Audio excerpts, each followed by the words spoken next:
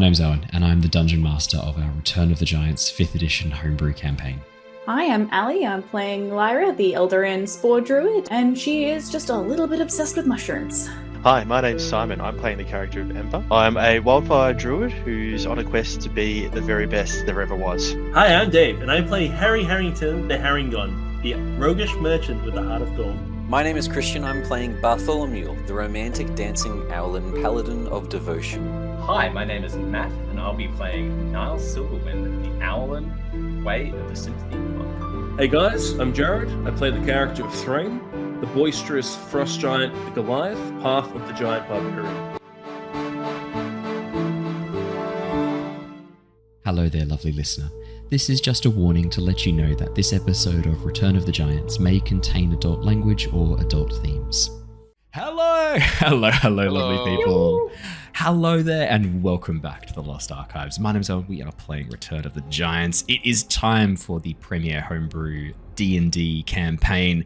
Goodness me, do we have a spicy session for you. We left things on not a big cliffhanger in like the immediacy of it, but I guess like an existential cliffhanger is how I would kind of word it. So I've got a quick little recap to get us into the zone of things so that we can jump straight in. All of our players have had a level up, which is very exciting, which we will go over at the start of the session to go through what they've learned during their period of rest time. But in terms of fun announcements, there is a new episode of our Baldur's Gate 3 TTRPG? Baldur's Gate 3 Bard to the Bone, Bard Only campaign coming out. If you're watching this live, it'll be coming out on Saturday. If you're watching this recorded, it's already out. I was crying with laughter for a good 30 minutes because I found a scene I've never seen before. Have any of you tried to proposition one of the Drow twins in Baldur's Gate, the city of Baldur's Gate? The male Drow twin. Have you ever tried to proposition him for sex? Yeah. No. I think I know. I went back and saved and tried with both of them because I wanted to experience. Did you insist? Did you insist on doing missionary position with the lights off as the option? Because if you didn't, you've missed out on the funniest bit of dialogue I've ever seen. It will be a YouTube short. Genuinely crying. I couldn't breathe. It was so funny. Genuinely so funny. And the narrator having to read out what was being described is the best. So make sure you go and check that out. It is so worth it. Holy shit. It was very funny. Yeah, it was just a good session in general. We were really chaos. Having a bard only party is obviously the best way to play Baldur's Gate 3. Fucking hell. When you get to Baldur's Gate, the city, it really comes together, the bard only playthrough. We are unstoppable. Not in combat, but in everything else. It's so good. So make sure you check that out. I also finished the Wandering Village story today. Those 2 episodes will be coming out. It'll be down to 2 episodes. I almost could have done like 2.5-ish, but I wanted to have the final thing as one big episode. The story of the Wandering Village was incredible. The ending was really emotional, so I've got that all edited down. That'll be coming out over the next couple of days. So if you have been watching any of the Wandering Village, make sure you check it out. And if you don't want to be spoiled for the story, if you think you might play it, I actually would recommend not watching my video because it is a really interesting story, especially the last that last episode, the gameplay changes completely. And it's really interesting and it's really worth a challenge. So if you think you might play The Wandering Village, I'm actually going to tell you to stop watching. Don't watch the last episode of my playthrough because it's worth it for the surprise, is my advice. And that's all the only time I will ever say not to watch something. Don't watch it. Otherwise, I've been playing a bit of Claire Obscure and fuck me, it's so good. It's so good. It's so good. Dave was so right. I regret telling Dave I'll wait for it to come on sale. I did wait for it to come on sale, but I should have been playing it from the day one. It's so good. And the developers deserve every dollar. I upgraded to the DLC just because I was like, nah, these are the best. I don't even care if it's just a couple of outfits. Who gives a shit? Take my money. You deserve it. They need every dollar. Yeah. You don't get anything else, right? It's just the soundtrack and the outfits, right, for the DLC. I don't think there's any like missions or anything from memory. Doesn't matter. Yeah, I'm not sure. It doesn't matter. They should. I want them to have it because we were talking about possible game of the year. It should win game of the year, in my opinion. It's so good. Should I do a playthrough of that? Let me know. I'm not very good at it, so let me know if you want to see me fail combat a fair bit. But that's all the fun announcements from me tonight. Any other fun announcements before we jump into the recap? No, we're all looking ready and raring to go. I'll be going home tomorrow, so yay! Hey! That's Picking not up an a announcement. certain necromancer from the airport tomorrow. Fantastic. Mhm. You haven't unlocked any necromantic flying mounts? That's a shame. I know, No, right? Make the no, traffic yeah. so much easier. Did Yeah, you still pick waiting up for, like, my teleportation Dragon circle? Sword or something like that. Weren't we just talking about you picked up the spell teleportation circle? Why are you flying? Yeah, I could. Yeah, I should Brandon, just why do I have to TP pick you back up from the Brisbane. airport? Fuck, Brandon. Yeah. Oh no, sorry. How do I do? What components do I need again? Did I need a goat or something like that? What do I need? Yeah, several goats. Classic. Oh my goodness. And the only other news is that we will be. I've almost finished all the character art for our new D&D campaign with our lovely Avatar crew. So there will be an announcement coming about when that starts up fairly soon. I'll keep you posted about that. I've almost finished the character art. I've only got one more person to go at this point, so ticking along nicely in that front. We might have Simon joining us. We might not. I had a chat with him today. It seemed like he was potentially jumping on, but he's not here yet. So in the meantime, I will play as Ember. He's had some stuff going down at work. Unfortunately, it's a bit of a dodgy situation in the Australian healthcare landscape at the moment. We're having some issues in a number of areas. So Simon's feeling the brunt of that a little bit. Sending him our sympathies and our love, hoping everything's okay soon. But yeah, not the most fun, unfortunately. But yeah, so fingers crossed we'll be seeing him shortly. Hopefully tonight, if not next week. Alrighty. Should we jump into the session? Let me do the recap and let's get going. It's a very short recap. I wanted us to jump straight in. The Tempest Adventuring Guild, a name now legendary across the lands of Nostea, is taking on the threat posed by the return of the Giants. Lyra, Niles, Harry, Ember, and Bartholomew have sailed across the waves to the Shattered Isles, braving the hazardous erupting volcano and the elemental terrors waiting inside. With the volcano's fury quelled, with the destruction of the energy siphon at its heart, the team are now heading to the floating city of Seastride. The fight to shut down the giant construct has resulted in consequences that now shape the party's destiny. The Cloud Giant investigating the Fire Giant ruins has disappeared with Harry, having discovered something interesting inside his Heartstone.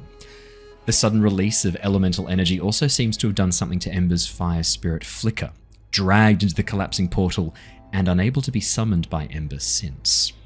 The party also have an enormous giant crystal core they are concerned may be sought out for nefarious means. All of this now leading the party to the nearby safe haven of Seastride, trusting in the sanctuary there to be able to hide the gem and hopefully allow them quick passage back to Oxenfurt.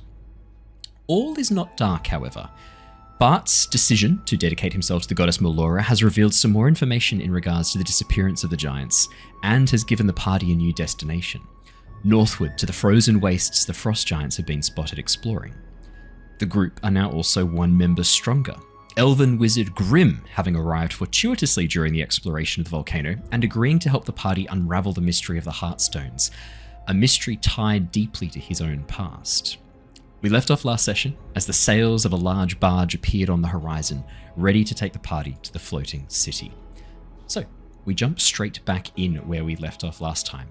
All of you had a chance for a rest, and you had all gone through a level up, while your Meloran Orc companions, Mac and Setu, were out sailing around looking for other survivors or people they could help from the eruption. All of you had taken a bit of a long rest. So I thought we could go through really quickly and see what you guys had chosen as your updates, any new features that you'd unlocked, anything important that we should touch on before we get going. Let's start with Niles. Yeah, so not a whole lot at level 9. Probably the most notable and probably one of the most, one of the more iconic feats for a monk is the acrobatic movement, which I get at 9th level, which is while you aren't wearing armor or wielding a shield, you gain the ability to move along vertical surfaces and across liquids on your turn without falling during the movement. That's pretty sweet. Pretty Basically sick. run across. Yeah, it's pretty sweet. It's pretty sweet. Very, very, very cool. Just Naruto run across any surface you want, as long as it's in one continuous movement, which I find quite funny. Can't stop. No, that's pretty sick. Can't stop. Yeah, Sonic the Hedgehog style. Can't stop. No, 100%. Gotta go fast. Gotta go fast. Lyra, what have you unlocked as level 9 druid? Ooh, so I got my fifth Spell level slots. spell slots, and it came with a couple of already prepared fun spells that Spore I'll be druid gets a showing off couple of next. pre-prepared fun spells. Yeah. So Cloud Kill is a auto learn as well as Contagion. which Oh, two very fun spells. Yeah. Yeah, And other leads us quite nicely to our necromancer, Cloud Kill and Contagion. Grim, as a level 9 wizard. I know you've just joined, but you immediately get a level up after one session. This level of momentum is not normally how things go. I just want it clear that these guys have been winning a it's the long pace time. I'm expecting now, to be honest. So you better Shit. keep it up. So You're going to be very disappointed. You're going to be How very, long very were we at level disappointed. 8 for? Yeah, like months. Like a year? I was gonna say, Ages. yeah, it was a long time. Level ups come when they're deserved. Oh, Grim. And I'm Grim. very Take a deserving, so thank you for acknowledging that. I did pick up teleportation circle, so I thought that'd be handy. Like, I want to come in and make a big impact. I want to be able to zap us around to places. You know what I mean? So, I don't want us walking everywhere. Wizards aren't much for strength, so I picked that up. And then picked up innovation, so another big 5th level spell. Yeah. So I can Interesting. drain some people. It's an interesting spell, innovation. I've actually never seen it used in a D&D setting before. I've never seen anyone actually take it. So I'm curious to see how it works. I know, like, in theory, I know how the spell works, but like I've never actually seen anyone use it. Yeah. I think it's because it's like a concentration thing, which I'm like, there was another one I was looking at. I'm like, it's concentration, so that could be a pain in the bum. But I'm also like, Yeah. it does a lot of damage if you can keep it up and you can just keep like healing yourself. Yeah. So it was like, could be worth. Because a lot of the time, wizards, if interesting. they're using their concentration, are going for things like blur, something like that, to kind of keep them a bit more safe. So it's interesting you're going to go on the attack as a wizard. I like it. I like it a lot. You know what? We'll see how we go. That's I do exactly have right. blur in that spellbook you gave me, so I can always It's learn true. it. So It's true. I was going to say you only live once, but as a necromancer, that's not technically true, is it? So the whole thing of being a necromancer is not really following that rule. So well, I haven't got to the phylactery stage yet, but we're getting there. we're getting there. Yeah, We'll yeah, get to the double yeah. gauge sort of thing, Shh, you know don't what tell I them. mean? Don't tell the party that. Don't tell the party that. They think you're good. it's fine. And Bartholomew as a level 9 paladin. What have you learned? So Bartholomew, aside from the paladin stuff, just quickly, because it is really lovely, I've just noticed, as we've gotten to level 9, it means all of us now have 4 proficiency rather than +3, which for my feat specifically is huge.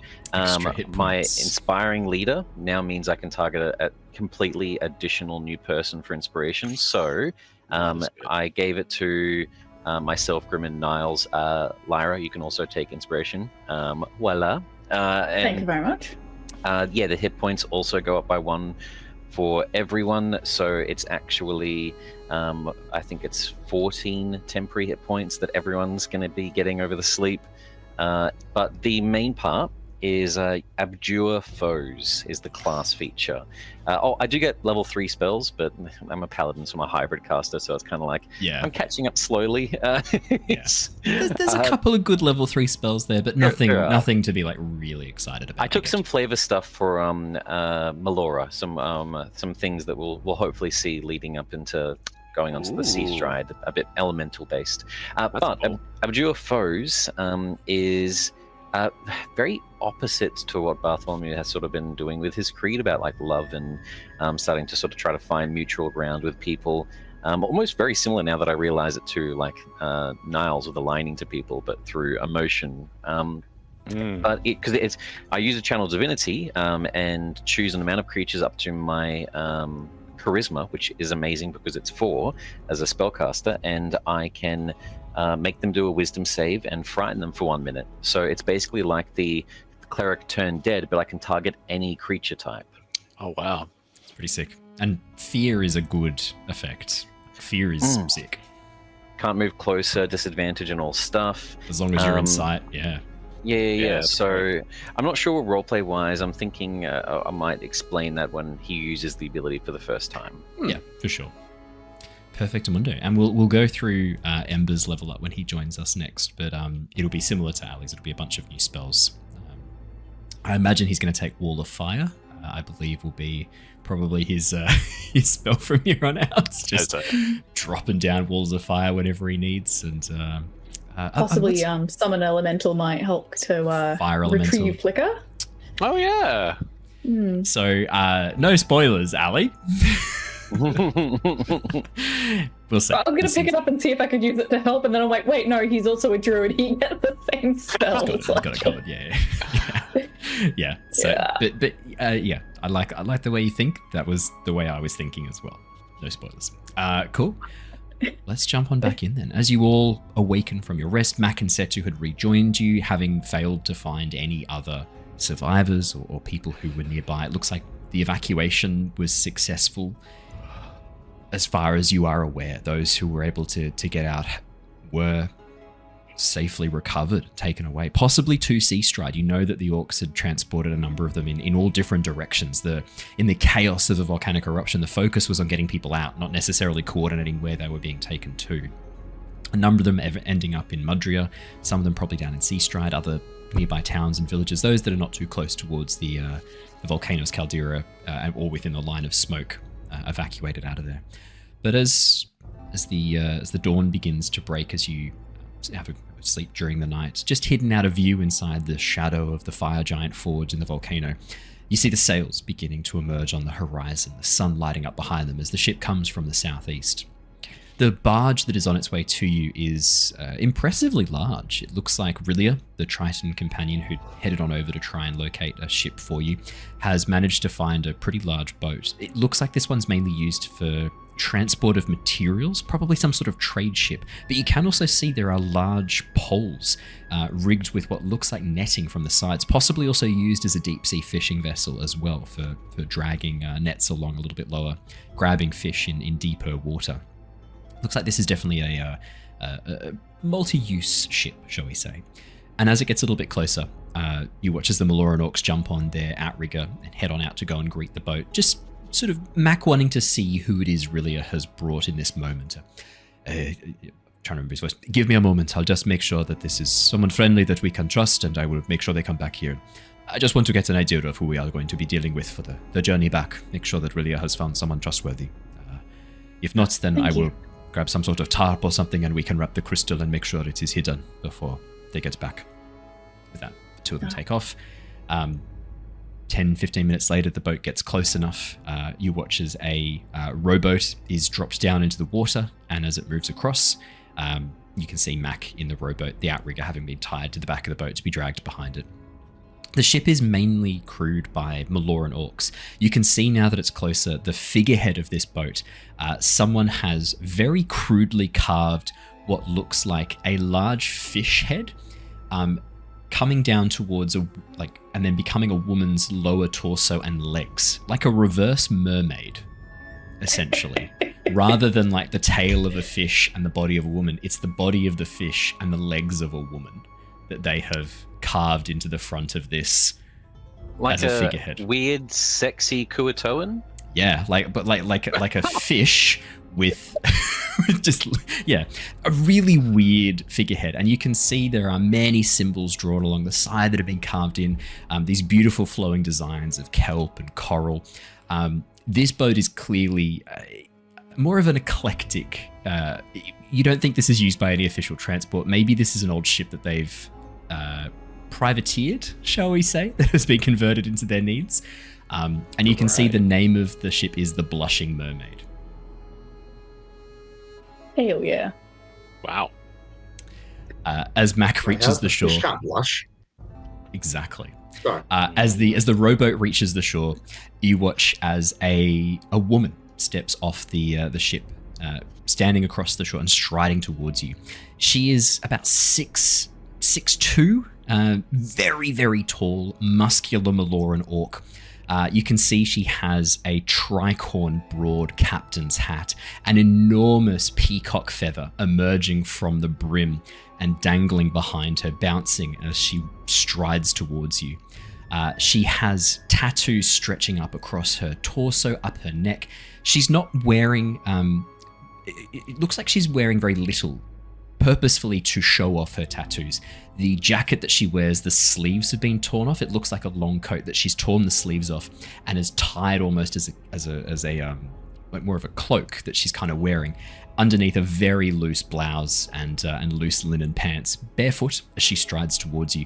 The tattoos that stretch down also go around her legs and over her feet, and you can see there are like scale patterns tattooed across her calves in the shape of what looks like spiraling fins of fish.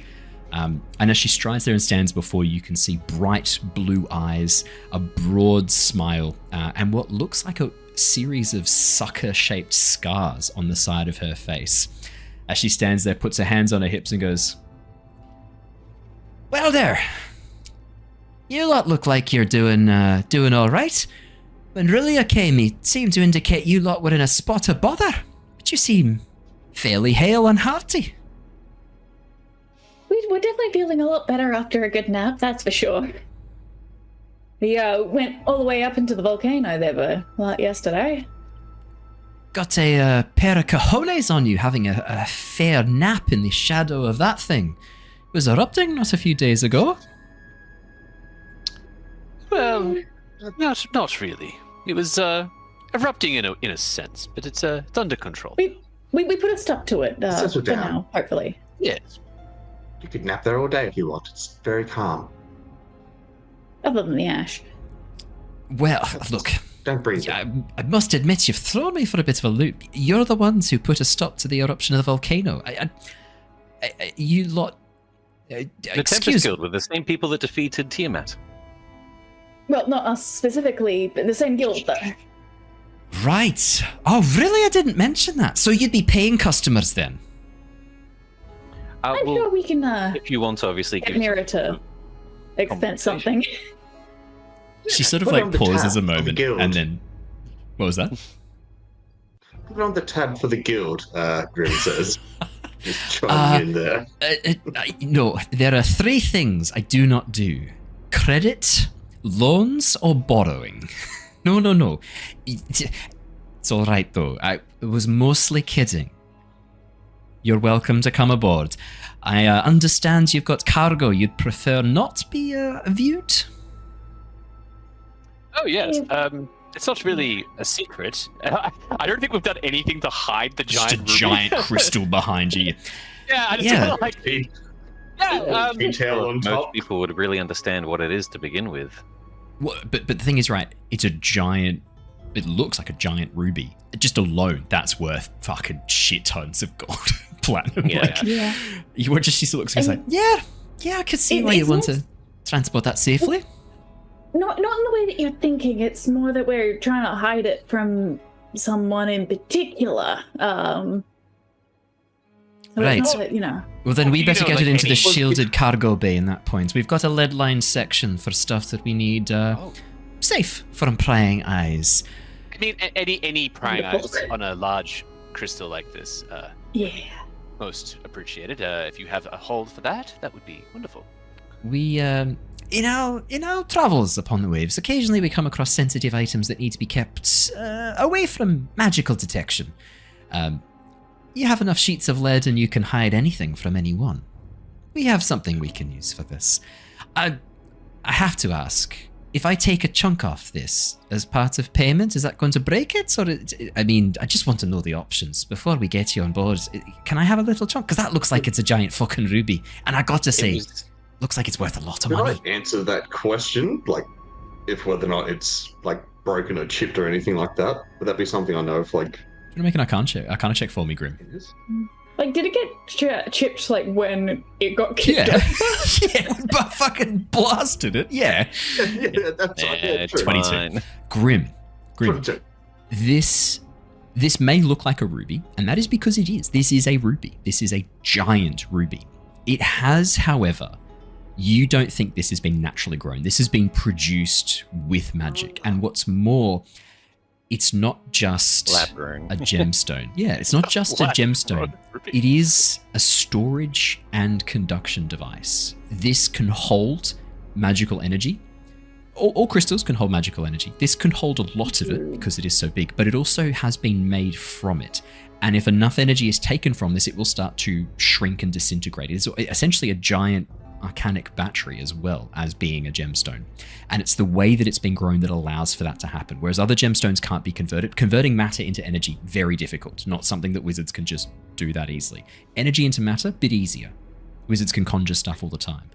This can go the other direction simply by having enough power drawn from it. Now, you don't know how to access it.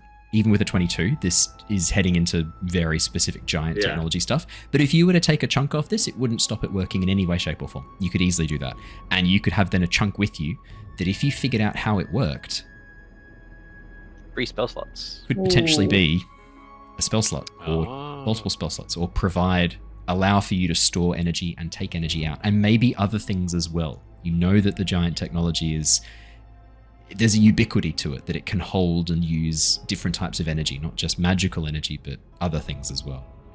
The gemstones in the backs of your hands are a great example. I mean, that's energy and also information. What was the name again? What? Yeah, you go, Ali. When we knocked it over, when we knocked it over, were there other chips that like had fallen off? Like they didn't just evaporate or anything. Like they're still there. They probably would be. You know, I'm going to say, like, in the chaos of the moment, Bart smashes this thing. They would have gone flying. The other thing to keep in mind is, right, when that elemental portal closed, a lot of things in that room, anything that had been touched by elemental magic was pulled into it. And it looked like there was something happening to the gemstone during that period of time, but not enough to drag it into the portal, the collapsing portal. There may still be fragments left behind. I'm going to say that Ember probably would have noticed them. He was there for a while Bart was trying to speak with Melora. Ember had a bit of time trying to summon Flicker. He would have noticed them. Really nothing of note that's worth talking about. Tiny fragments and dust and chip sections. You'd need to really be using a set of jeweler's tools to do this with any degree of accuracy, to cut off a section. I was just about to say, you wouldn't happen to know of a jeweler or someone, an artisan perhaps at Sea Stride that might be able to assist us carving some pieces of this off? Lyra, do you have with a night's rest, and some tools, I can probably do it. Oh, you're an expert now, are you? Oh, amazing. I can be an expert at many things. Often it just takes a good night of sleep. Oh, well, that's lovely Eladrin treat. Where has this? Oh, incredible. Well, I feel like I can run really well now and maybe keep myself from falling into water. That's what happened over my nap. Oh, I may be able. I can run up that wall now. Fun. Anyway, I'm going to answer your previous question. Yes, I do know a number of jewelers in Sea Stride. Now, I must admit, I don't think any of them have had the privilege of working with a gemstone as large as this before. But I'm sure I can think of a few. Field. Well, look, I'm sure I can think of a few with, shall we say, discretionary approach to these kind of matters, who I have used in the past when I have acquired gemstones that needed to be reshaped, shall we say. Well, I just think it would be nice if, perhaps Lyra here seems to suddenly be an expert in jewelry cutting. If we could get a piece of this, I think my point is we could get some nice pieces for ourselves, you could get a piece as well, and then all payment would be said and done. Unless anyone else doesn't need to be faceted. If they're worried about faceting, it just a chunk would be okay. It'll suffice. But if they can facet, like we could, if they can make it look pretty, like we wouldn't say no to be. But if it doesn't look pretty, it'd be a shame to tarnish such a lovely-looking crystal. Look, your business is your own. I just wanted to ask in case there was a chance I could get me some a little chunk of this. Maybe something nice for the wife. Seems only fair. Insight check. Does he have a wife? Does she? Maybe. Have an insight check. Possibly. 17. I mean, you're not sure if she does or doesn't, but get something nice for the wife. No, she's gonna sell it for gold. Like 100%. It's a chunk of ruby. She's gonna sell that shit immediately. Of course she is. But with your insight of 17, this Melora, there's a performative aspect to what she's doing. This kind of blasé pirate kind of thing that she's got going. She's talking it up a little bit. You actually think that she's a bit more on the straight and narrow than she's pretending. There's something there. She's using this act to kind of come across a bit piratey. You actually think that's a bit of an act. There's actually, there's a performative aspect to that for sure. Okay. Question. Yeah. Just more for the world building. Oh, for me. Hello. The Melora orcs do they normally wear like the pirate garb, or is this like is that sort of the sailing attire that they would traditionally wear, or is this like a little bit more out of place? It depends where they're sailing. A long coat is useful if you're sailing in colder waters. Of course. You are just south of the equator, and the waters here are very warm. The climate is very warm. You're around the Shattered Isles. There are a number of reasons why this southern portion of Oceania, even though it's a little bit further down from the equator, is much warmer than the northern section. We're getting into like some really interesting geology of Nostea here, but essentially the way that the currents work and the way that the weather kind of works in Nostea actually keeps a lot of the warmth down towards the south of the planet. It's also due to the tilt as well. The planet is on much more of a tilt than Earth is. So that's kind of why it's a bit warmer down south of the equator than it is north of the equator. She's wearing, she's torn the sleeves off to try and give her a bit of cool. No, this is not appropriate weather for this. As you look at the two other Maloran orcs who are with you, Mac and Setu, Mac's not wearing anything on his chest. He's just wearing a pair of linen pants. And Setu's wearing a very light vest, which is absolutely temperature appropriate clothing. The fact that she's got a blouse, linen pants, and then this torn jacket. Yeah, it's a costume, kind of. Yeah. Bit of a costume that she's got going here. While we were on the topic of insight checks, I was wondering if I can just sort of get like a general sort of trustworthiness kind of vibe. Like, is she sort of like this performative sort of thing? It's not like she's trying to swindle us or whatever, yeah? Yeah, go for it. I'm so rude. Sorry, 16. I didn't introduce myself. Captain Nazir. Pleasure. Nazir. 16 Lyra. You don't get the sense that she's duplicitous or trying to swindle you or anything. She seems pretty open and honest. I mean, she's let's think about it this way. If she wanted to take this gemstone from you now, she's got a crew of people on that boat. All she has to do is get you guys to load the gemstone into the boat, or just have a few of her crew come, hold you back, and then just leave you here and take the gemstone. Yeah. But she hasn't come with her crew. She's come alone, just herself and Setu, on the boat with her, Mac and Setu, just the three of them. So 2 people who you know who have come with you. I mean, really, she's put herself in a position where you could kind of hold her hostage and take the boat. Like she's put herself in a much more dangerous position. So you don't get the sense that it's very likely that's what she's planning. All right. Otherwise, I mean, look, she could be just luring you on board to push you over, but you think it's pretty unlikely. She seems pretty chill. Yeah. Okay. Okay. Well, Lyra from the Tempest Guild. Nice to meet you. Pleasure. Right, now, have you got a way to get this giant thing on the boat? Because I assume you guys say your name, so we don't have to do it every time we meet a new NPC. That's just going to get very old very quick. So have you got a way to get this onto the boat? Because I'm not 100% sure that's going to fit on the little dinghy we've got here. Grim, does your disc float at all? Good question. I think my disc does float. It just hovers Floats behind you. Yeah. Yes, Specifically exactly said right. hovers behind you, so yes. The main problem that we were coming Yes. into with Madria was just that it only lasts for 1 hour. Yeah. Sure, I could easily get it under boat. Give me a second. I'm just going to sit here and just click my book and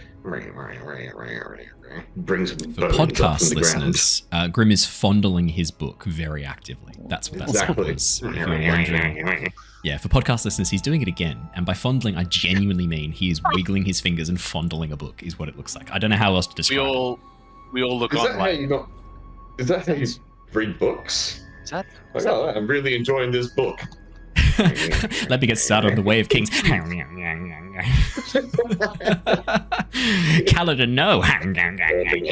if you were reading Braille, like that would make sense. Maybe you would do it that way. That would. Yeah, exactly.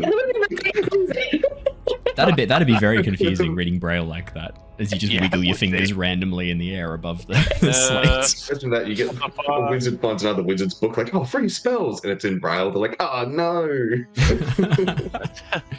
Cool. Grim, yeah, you know you can cast Tensor's floating disc. Oh, what do we call it? With Grim's hovering. Was this one we had a joke name for? I'm trying to remember. There was this one of your spells we had a joke name for. Was it this one? I don't remember. Something about the thing?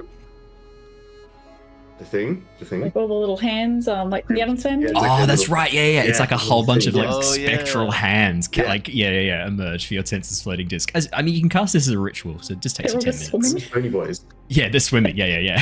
As you, in the interest of keeping this movie, as you spend 10 minutes to cast this, if there's any questions you have for Captain Nazir, let me know. Otherwise, she just makes small talk with you while she watches Grim cast this and goes like, I've always sort of wondered about wizards. Like, they're not very practical, are they, most of the time? I mean, like, don't get me wrong, wizards can learn all sorts of very useful spells. There's lots of useful spells out there, but if you think about it, genuinely, how many spells just make stuff catch fire or blow up? It's a lot of them, isn't it? Too many. Captain. Hello? We've been, I guess, adventuring for a while. You haven't any news from the mainland or from around the Isles here, aside from obviously the volcano. Have you had heard anything or know anything that's going on? Well, there's been a fair bit that's been happening over the past couple of weeks. I'm assuming you're aware the Giants have returned. Yes. How far back am I going for the news? There's been a fair bit. Couple of days. Couple of days. Okay. What's happened? There's something happening with a whole bunch of... There's some stuff going on in Eris, the Owlin and the Aarakocra there. This is probably relevant for your people. There's been a cloud giant's castle hovering over the place for the past couple of days. Apparently there's some sort of conflict going on there. The temple, obviously, once having been a cloud giant ship, some issues there. And I hear the other flying cities are also under similar problems. Volus and Solus are also both being...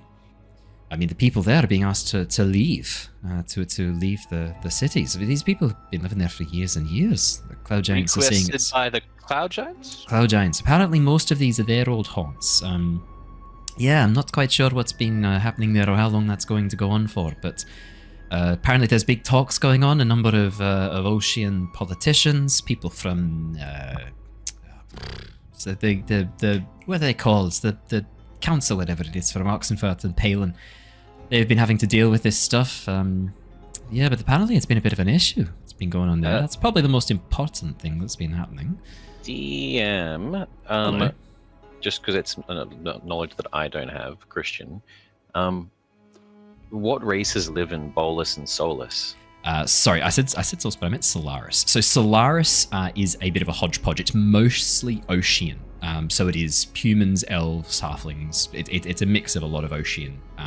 It's a bit of a melting pot. It travels in a sort of like oval loop, basically around a large section of Oceania. And it's one of the largest trading hubs. A lot of skyships use it as a midway point to transport stuff because it just naturally moves around the air currents. A real mix. Volus is only home to the Astral Elves, and it is very, very high up. Something happened to the city, and its altimeter, what keeps it level, shot it right up really high.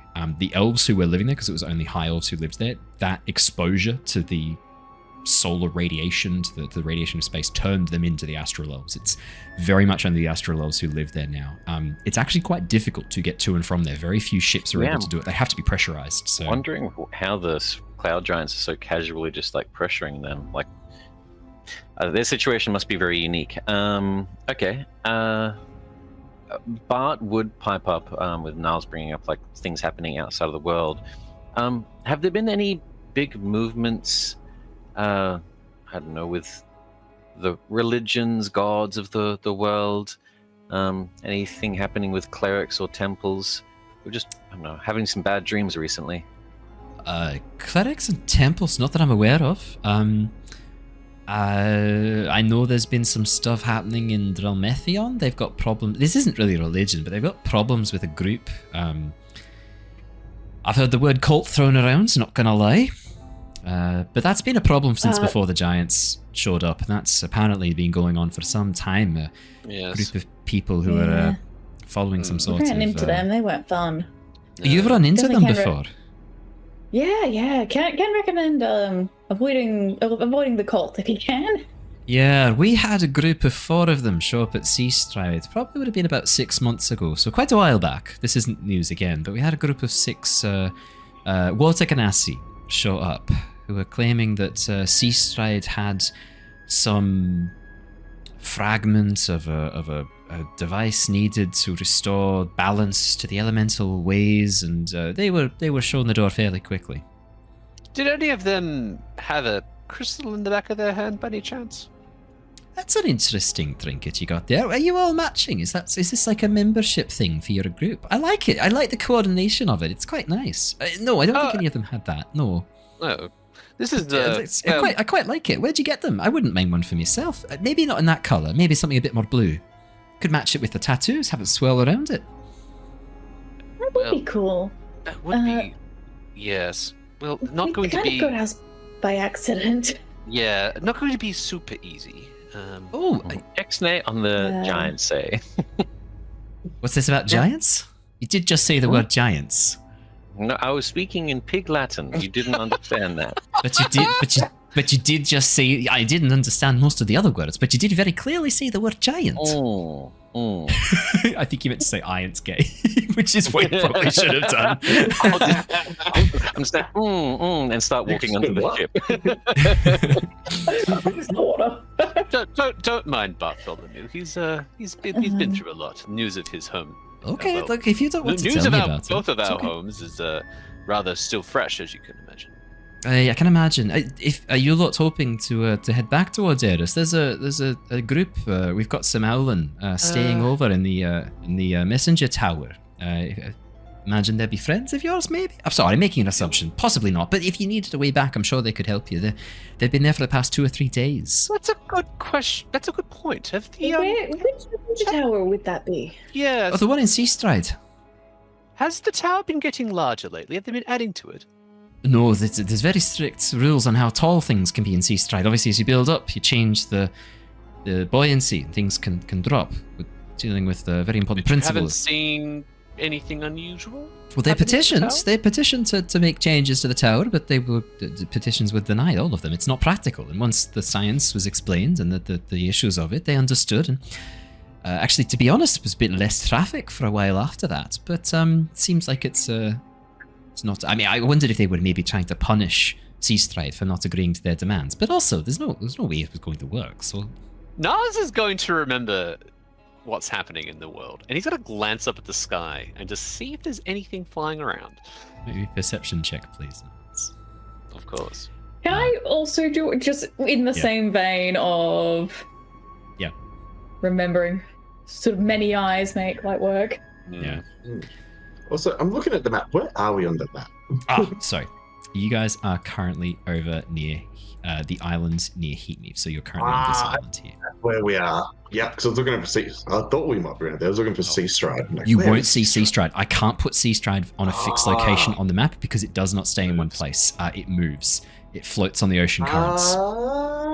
Okay. Yep. So Seastride takes a series of pathways, but it essentially moves in an arc around the elemental states and then back down around the Shattered Isles. Imagine almost like a jelly bean-like formation.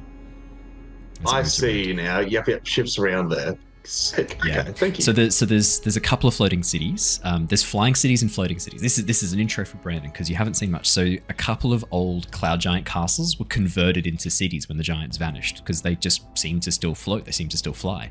One of them ended up actually crashing, and that is now Eris, which is where the Owlin and Aarakocra live.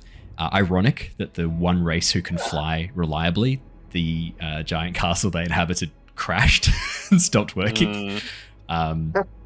It is the one that is grounded. But there's also the Maloran orcs. So in Nostea, there's 2 different types of orcs, Grumush orcs and Maloran orcs. The orcs who followed Grumush, the god of destruction, stayed very bestial, kind of how you imagine typical D&D orcs. And then the Maloran orcs became a bit more elvish in appearance, a bit more lithe, still quite tall, very muscular, and they have a deep connection to the ocean through their worship of the goddess Melora. So they live on vast floating cities. Imagine like essentially an enormous raft made up of hundreds of pontoons, wooden buildings, and then also they have underneath these vast structures. In Seastride, huge coral gardens tended to by Triton, the aquatic living denizens of the deeps. So they float on ocean currents, and this. I mean, as a necromancer grim, as a wizard, you would know that there is magic keeping these cities afloat and moving and keeping a consistent temperature, current, and preventing the waves from damaging them as well. There's a power there in each one that's not very well explained and not shared with outsiders. It is very much, very kept very secret. There's a number of theories. We did get to see a little bit of that in Tyranny of Tyranny Dragons. of Dragons. You guys actually got to see it. Mm. Yeah. That's what. But Grim would know. Grim would know there is a magic, a power there. Yeah. Some claim it's a blessing of Melora. Some claim it's other arcane power.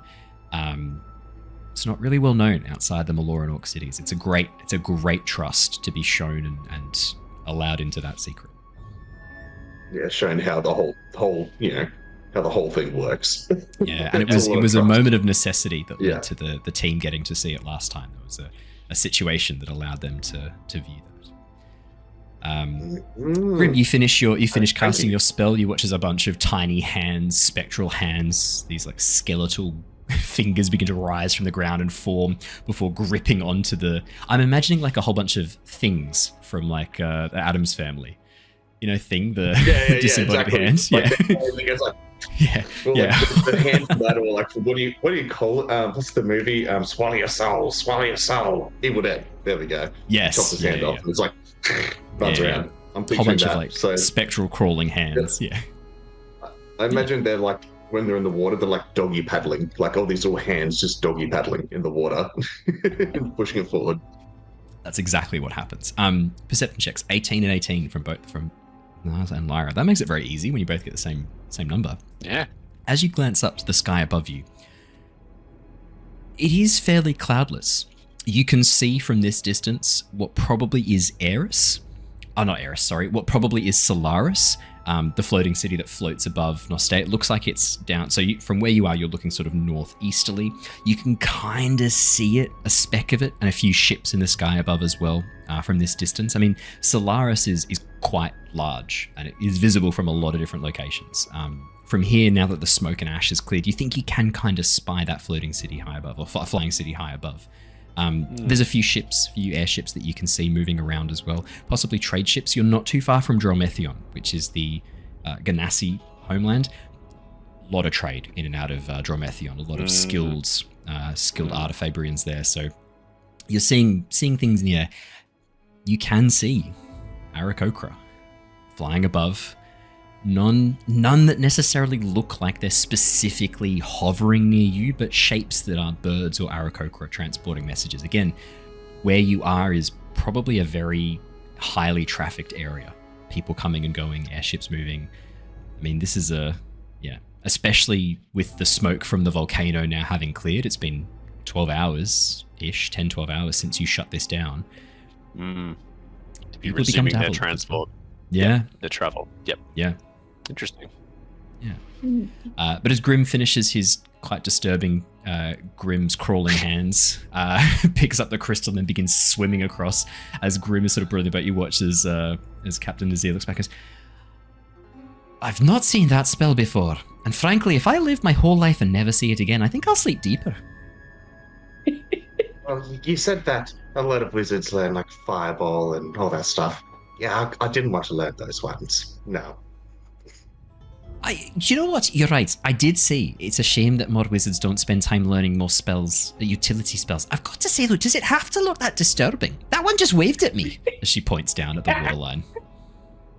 That was a design choice. Yes, it was. Yes. She cautiously waves back. Oh, no, it was just swimming, I think. Right. That is rather an aesthetic choice. I think everyone else chose a shimmering disc and I wanted something a little cooler, on brand. Some would put it, yes. I'm glad you like it, yes. Look, I've got to say, it does fit the theme you're going for. The painted bones, that design on your chest plate, the chest piece there. Have you ever thought about taking up piracy? I prefer legitimate means. Oh, not to. I don't privateering. hate on it. Privateering. Let's call it.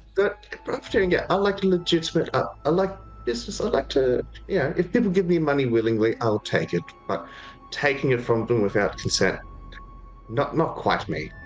Sure, I think Captain Bonechest has a kind of ring to it.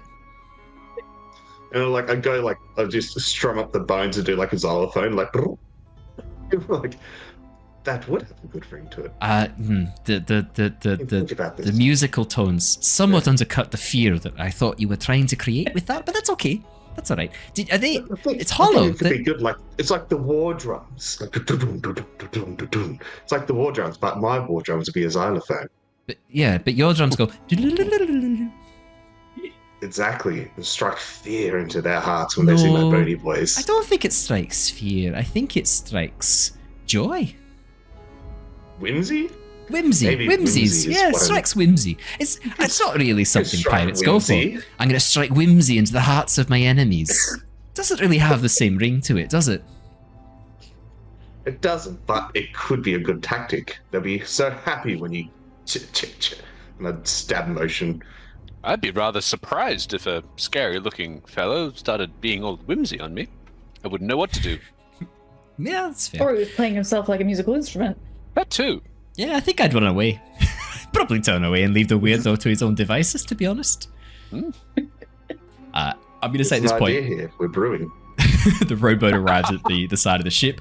As you climb up the ladder, the hands crawl up the side of the deck, pulling the crystal with them. And as they get on deck, you watch as a number of the crew, as they turn around and see. At first, it's like as they see the gemstone, and then as they see the tiny crawling hands underneath. As Captain Zinnia just sort of turns and goes, "Hey, quiet. Come on, get this below deck into the special compartment, please." As she calls out towards probably what is her first mate. Her first mate is a warforged. You can see that they are made of hundreds of pieces of interlocking driftwood. Most of it bleached, some of it barnacled. A very unique warforged design. This very, that's cool. very, very like old, broken sections of wood that have been overlaid. You can see these interlocking plates where broken sections of metal, bronze, possibly has been reforged to create these hinges for his arms and legs to move. And as the figure turns around and looks, you can see it has this faceplate made of two different pieces of swirling driftwood that come together to create this single point in the very center. No eyes, no mouth, no nose. A lot of warforged tend to have quite human features, the people who make them wanting them to look much more humanoid. They have not tried that with this one. There is just a single dark hole in the center of these two spiraling plates of driftwood that there is just darkness beyond. And as the figure turns towards, you watch as it slowly unclips, and its arms, which are these very long, much longer, like all the way down from its torso down towards the ground, almost the entire length of its torso. You watch as the arms split into two sections, giving it these four very spindly driftwood arms that then reaches over and begins a series of complex maneuvers on this section of the deck that looks like it should be a series of planks, possibly a trapdoor leading down towards the hold. But instead of the trapdoor opening, there's a hiss, and you watch as part of the deck slowly begins to rise, revealing a lead casing, a lead box, this enormous secret section of the hold, lined with lead. Thank you, Flotsam. No problem. As the Warforged then turns. Welcome aboard. Oh, Thanks for having us. thank you. You're an interesting you. fellow. I'll shake one of his many hands. Thank He you. reaches out in these sort of jerky motions, shaking your hand, Grim, before removing it. His hands are surprisingly warm. There's a warmth to them, but the driftwood is smooth. There are no splinters. It's been weathered by the ocean. You can see that the hand that he reaches out shake 3 fingers, 2 of which are covered in barnacles as he reaches and shakes your hand before taking the hand back. Good grip. Thank you. Pleasure. As he sort of turns and sort of looks at each of you, this dark central hole in the driftwood faceplate sort of looking at each of you, taking you in, then going, "Do you require sustenance?" Oh, I'd happily take Wouldn't say something. no. I wouldn't say no. There is Absolutely. water in the galley, large blue barrel, and food. Rations in crates along the side. Help yourself. Thank you. Thank you kindly. You're Rations, most welcome. Thank you, Flotsam. Sorry, I know he can be a bit disturbing to people, although judging by your reactions and the company you keep, as she looks over towards Grim, I imagine you've seen much worse. Thank you for being. Oh yes. Thank you for being nice. This is nothing. He's lovely. Look, he's got a heart of gold. Well, not really. He's got a heart of interlocking plates and some sort of weird magical core. But he's always been lovely. My father made him. Gold, you say? Where did he come from? My father made him many years ago. Broken sections of a warforged that he kind of managed to turn into, working again. Unfortunately, a lot of his memories are gone. Much of what he once was, but he seems happy enough. If just to quickly clarify here, how tall was Flotsam? Flotsam is about 7 feet tall, very long, very spindly. Sections of roof, but he kind of hunches over. So yeah, I mean, standing tall, he'd be about 7 feet. Hunched over, he's sort of about 6 foot 3. Despite being like an ancient old warforged that's obviously been rebuilt, this isn't like Lockie. This isn't like a gigantic one. Thing is, Lockie's not always giant. Lockie can make himself I didn't know that. smaller humanoid size. Yeah. I thought he was a giant-sized warforged. He is some of the time. Yeah. Okay. But yeah, when Lyra first met him, he was a lot smaller. Lockie has access to enlarge, reduce on himself, so giant forge can shrink themselves down. But I'll bring up. It's weird to see a warforged that's the size of a person. The only other one I've met, Lockie, was giant-sized. I didn't know that our kind had found a way to make them over the years. You would know that there are. So warforged and giant forged are a little bit different. Warforged are, as you know them from normal D&D lore. They've been around for since the ruin. They were kind of constructed as soldiers during the ruin.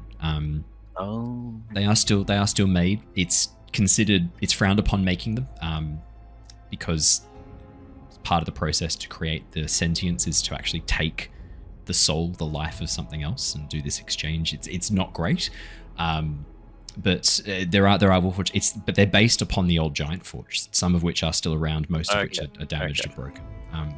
You have also heard of Stoneforge, the dwarves version of them, which are basically sentient statues that can move and shift, covered in dwarven runes.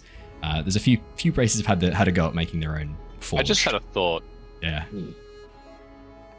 It's fine. I'll talk about it later. I also had a thought, or two thoughts. Yeah. One, I want to solve this one first before I go any further. When I rest, do my zombies also heal, or they don't heal?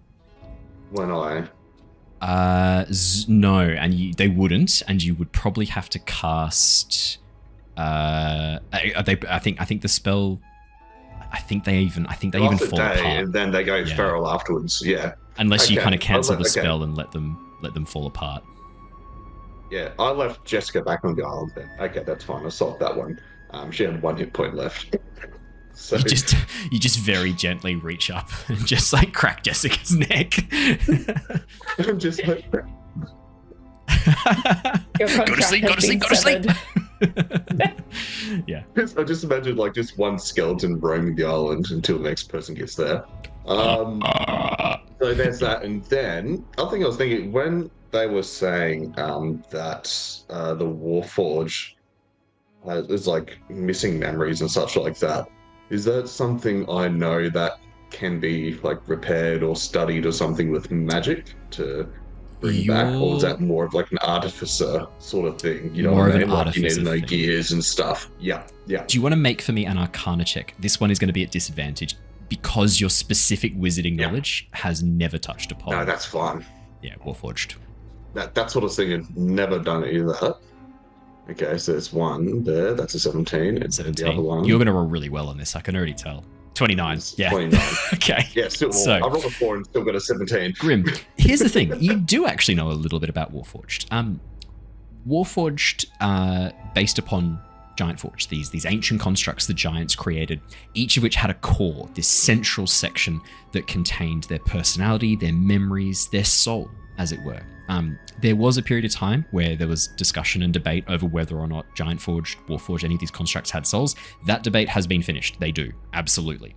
That has been 100% confirmed. through some not so great experiments. So they do have a soul.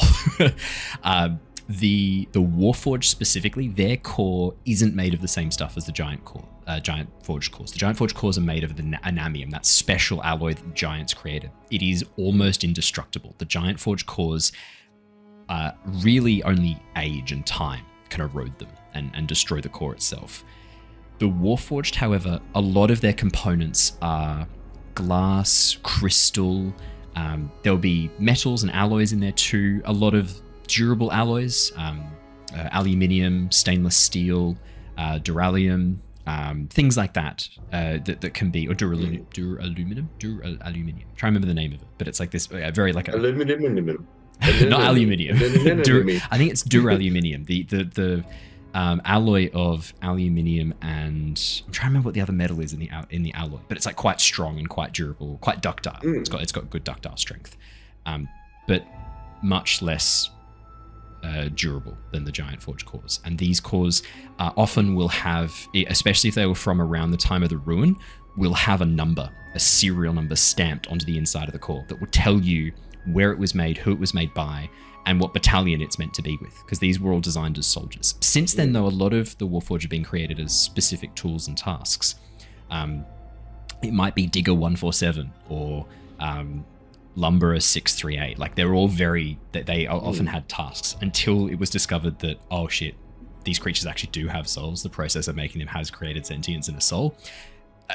A lot of Warforged are free to now make their own pathways, choose their own names. There are some parts of the world where they're not, but most of the place, especially Oshia, which is where you guys kind of are in the vicinity of, very much they are people now, considered people. Losing memories for a Warforged, actually very similar to a person. Traumatic events can cause them to lose their memories. Physical damage. If it's physical damage, it's going to be very hard to get them back. If it's psychological trauma, go to therapy. Like, there are some therapies that will help them get through that trauma and reclaim those memories. Especially the ones that were around during the ruin. A lot of them have PTSD. So, So it's more of like a medical sort of thing in all sense. You know what I mean? It's like a through time and age and stuff like that. This happens. It's not like they've got a busted component or they need a spell or something on them. If it's a busted component, repairing it will not bring the memory back. If it's a disconnected component, if something's happened that's disconnected the memories inside the core, and if you were an artificer, you'd be able to kind of identify this. If you could reconnect that, as long as that module hasn't been left unpowered for too long, a lot of those memories will be in there, degraded, but still there. Niles has had a thought. Yeah, what's Niles? Because Matt has had a thought. I'm now going to share what I realized before. Yeah. So with looking at this Warforged and Niles thinking about the general history and the general understanding of Warforged, how they're not normally made, and that connotation with the soul, it's got him thinking. He looks down at his own heart crystal. Yep. And then he starts to think about the Giant Forged and how they're made. And then he goes, do you think, Lyra, do you think that the Giant Forged are forged in the same way that the Warforged are? I've never really thought about it before. But if the Giant Forged require a soul, maybe the heart crystal is a component, or at least an element, in their creation. The way that it can store memories, or a soul? Did Lockie have a crystal like this anywhere on his body? Or perhaps his core? Did it resemble anything like this? His core, I believe, was different, especially since it merged with another core. But, I mean, as we all know, he's an individual. He's got his own thoughts and feelings, and, I believe his soul, but... Think about the repercussion of that. If a giant is lost and their soul is transported into a crystal, and then the crystal is used to create a giant forged, you could ultimately supply an endless armada of giants. If this is real, if this hypothesis tracks. I definitely think it's possible, but knowing what I know of Sinmare, the original sort of creator of them, I couldn't see her doing something like that. At least I don't think so. She did decommission the Heartstones. They were too dangerous, weren't they? Oh. Maybe there was some Someone- repercussions. Yeah. And I guess that brings us right back to the original question, which is, well, I mean, they had to make the course somehow, and I can't see her being able to make something out of nothing, so to speak. Considering how plentiful Heartstones are, maybe it wasn't properly decommissioned. If they're going to be doing something so heinous that us small folk have deemed to be unnecessary and inhumane with our Warforged, maybe they didn't, and that could be part of the reason they were sent away. If they're going to be so... We've already seen how arrogant they are. Can you imagine back in those times if small folk said something about it, or if they figured and they just waved their hand, it's not their problem, and wanted to continue doing inhumane things? That's one of many reasons that I'm seeing slowly why they were given the boot.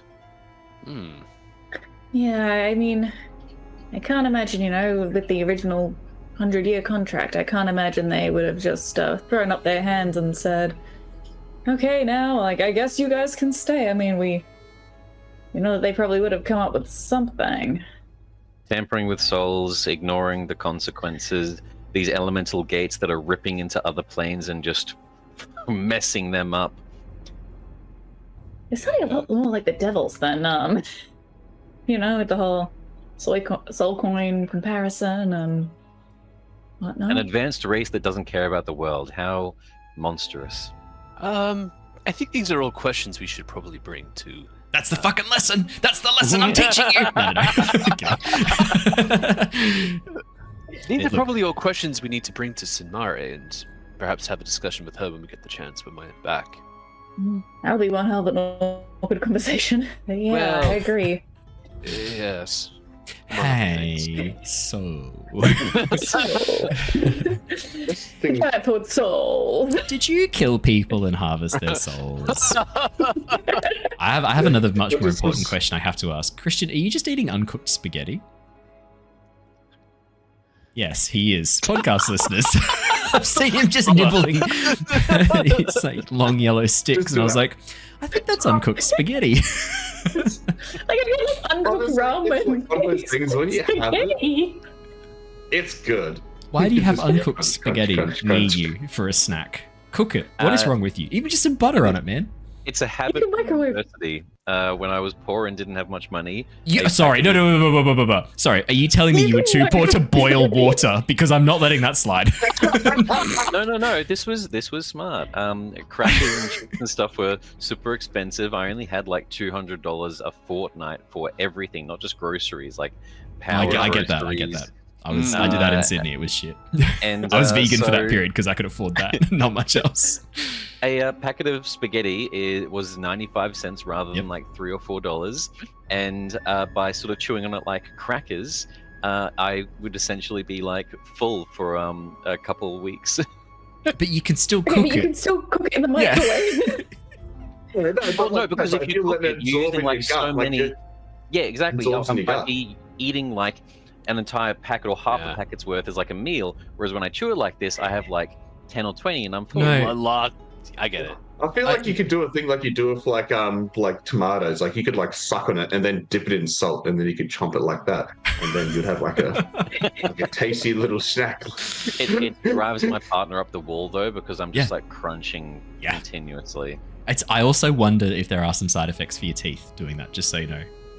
You need to get like a sachet or something, like some It's like chicken Mutai. stock, beef stock, to kind of like get it in there. 2-minute noodle like thing. Like that, just dip it in one of those. Like you got to dip it thick. It's actually pretty good. Primary school was like the time to like 2-minute noodle with the sachet, and you just had it all. Like kids used to do that all the time. I get it. I still do that as an adult. I got that monster munch stuff, the mammy stuff, like those ones made specifically for that. Oh, that was like crack cocaine. Just So my don't like.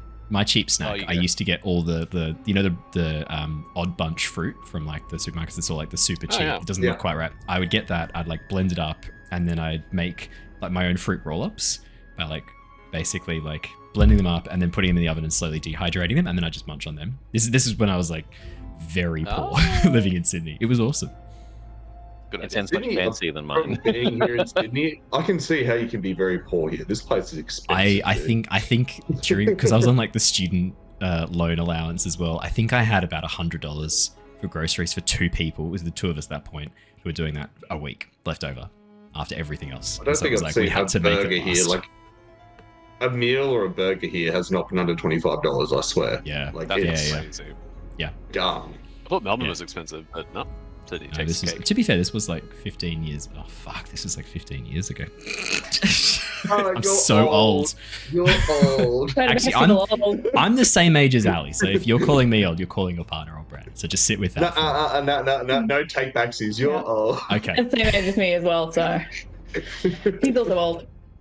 I picked up my grades yesterday, so What you were we can't talking at me. about? I was so distracted by Christian just eating raw spaghetti. What were we talking about? Oh yeah, you were talking about the Warforged and talking about traffic Flotsam. I'm on the derail train. Beads, anal beads. Why'd you say it like James Bond? some That's release? one place you can put spaghetti. Flotsam reaches in and pulls out a length of beads for you, but It's beads, anal beads. you require release. Pulls out some beads for you. Oh, I don't like that.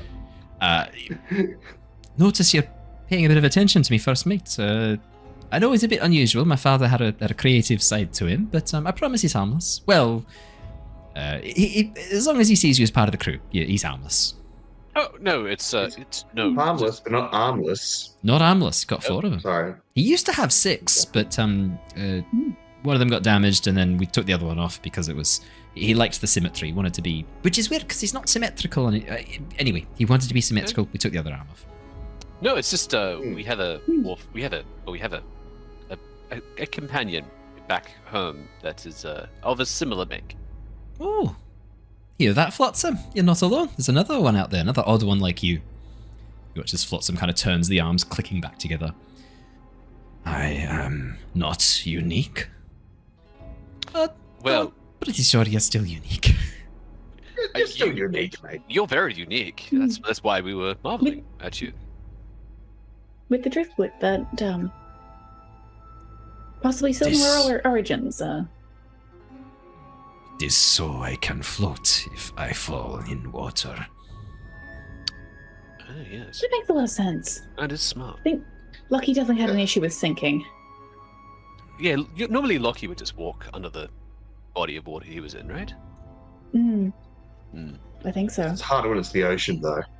Yes. Waterproofing was an issue. Hmm. The salt air doesn't become an issue for you? I don't breathe. Oh no, but like with the internal joints and structure, you don't have an issue with rust or corrosion or anything? I mean...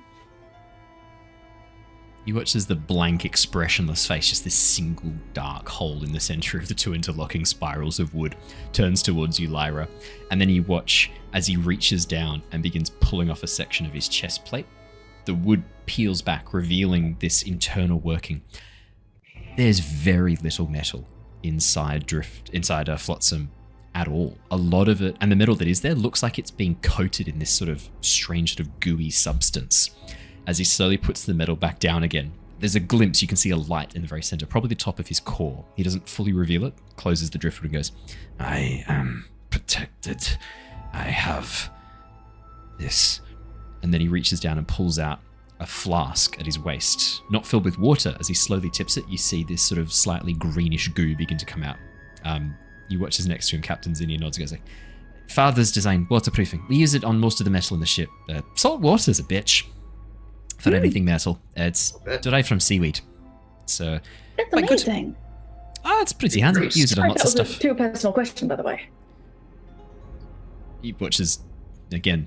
Flotsam turns the single dark eye in the very center, looks towards you as if not really understanding what you mean.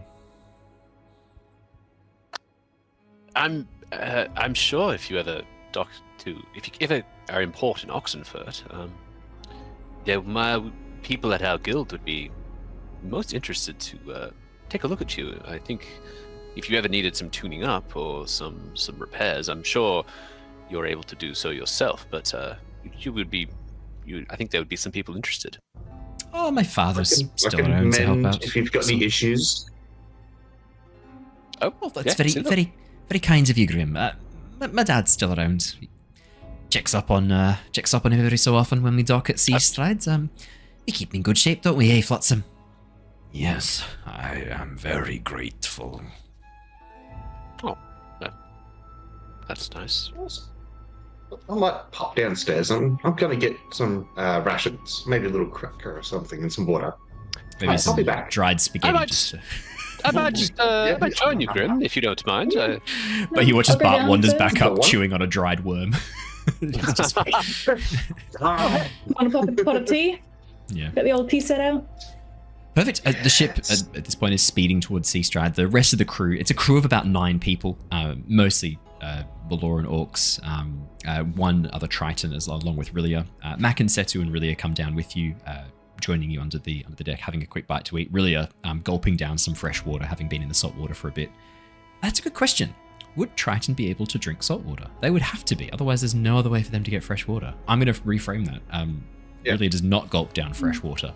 Rilia leans out one of the portholes, fills up a cup with seawater, and then gently sips it after dunking a tea bag in. Just sips on the salty tea bag. Yeah, I know. Yeah, sorry. As you all sit down, have a bit of a rest. The journey back to Seastride by barge takes about 3.5 hours, 4 hours. Is there anything you'd be doing on the boat during this time? Anything you'd want to check in on? Yeah, good point. Yes. Okay, let's go through them. Transcribe some spells. Oh, yes. You've got some gold as well now. Yeah. I do have some gold. I did transcribe in my rest before Blur, but I also have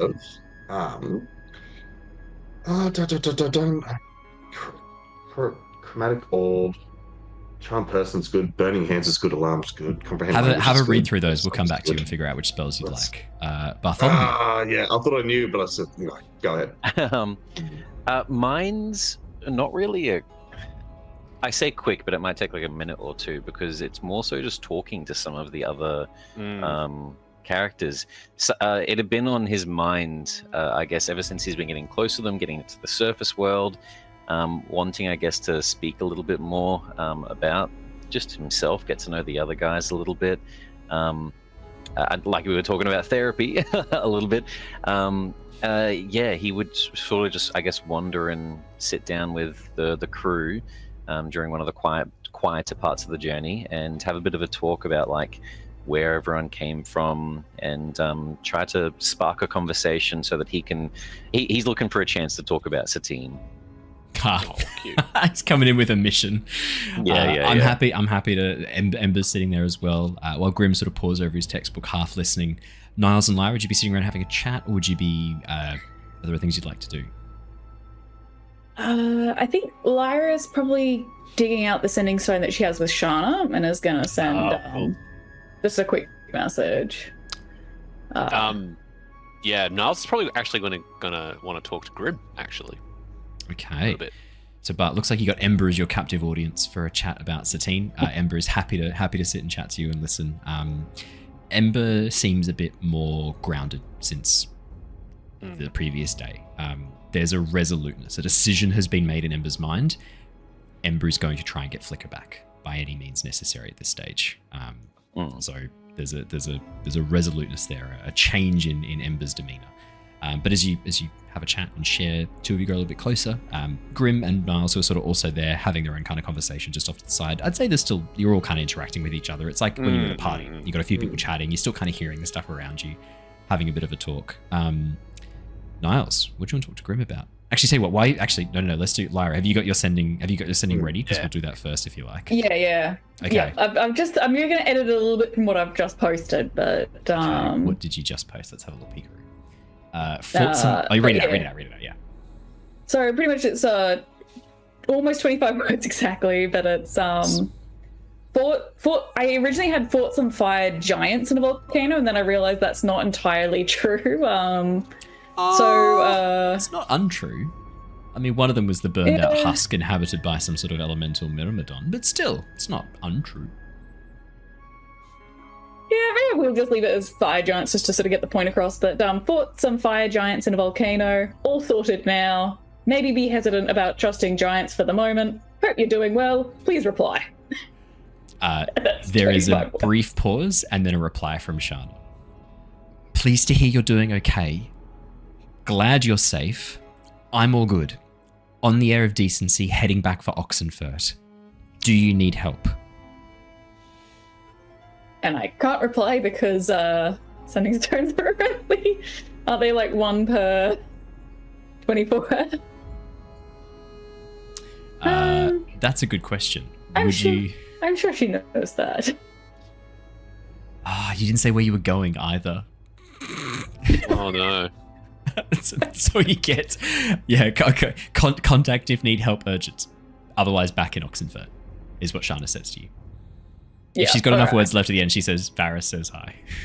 Just to mess with you a little bit. At least he's still alive. Yeah. Lyra's still she's- like partially wondering if she had like sort of gotten him semi-killed or something. I don't know how it happens with You're all good. Niles, what was your question for Grim? Niles probably just saddles up next to Grim. Grim's like pouring through this spellbook he's being given that you guys picked up from the priest. You can see Grim's really enjoying going through the spellbook. He's making notes in his own spellbook. I can see that book that I handed you was serving you well. No, it's really interesting. Like there's spells are not crazy sort of spells or anything, but they're helpful. Like I'm thinking charm person. Oh, chromatic orb. Ooh, that's a good one. Chromatic orb. You can do a lot of things with chromatic orb. Oh, but do we need arcane lock? Do we need to lock things? Like how many times do you lock Normally things? we're around here? opening things. Would you ever need to lock them? Maybe. After I open them with this, I hold up the what is it? The chime of opening. Maybe we could lock it after I open it with this. What's that? Oh, here you go. I'll look at it. Can I tell what it is just by looking at it? Like, is it just like a skeleton key of some of some sort, or? Okay, I'll just ask you. What? Yeah. Oh, yeah. No, you can ask Niles. Yeah, no, ask Niles. Yeah. I was just like, what is this? Well, I think it's some sort of chime. It opens doors. It's how we got into the volcano, actually. I just tapped it on the side there, and the door opened. A little bit like it might look. My knowledge of this arcane is quite limited. Forgive me, but I remember. I think it's similar to a spell called Knock. Maybe. Does that ring a bell? Oh, knock. Knock. Yeah, knocks. That's a good one. Does it? If I tap it against the door next to me, does it make the super loud, sort of like opening of a door? As you cast knock or tap the chime? Tap the chime. Like if there's like a door next to me, can I just like tap it on the door to test it and see if it does anything? Does Niles allow you to do this? I guess it just happens. Yeah. No, I don't. I'd be like, no, don't. I've got some good news. The door is not locked, so the chime does not work. It has to be locked for the chime to work. The door next to you that leads into the galley and into the crew beyond, the hammocks beyond, isn't locked. As you ding the chime, you hear this ding. It's like beautiful, clear crystal chime rings out, but then dies down immediately. And Niles like, ah! And then realizes the magic hasn't activated. Oh, that's lucky. Guess it was unlocked. Okay, you better have that back. Oh, I'm sorry. thank you. No, it's okay. No, I think there's only.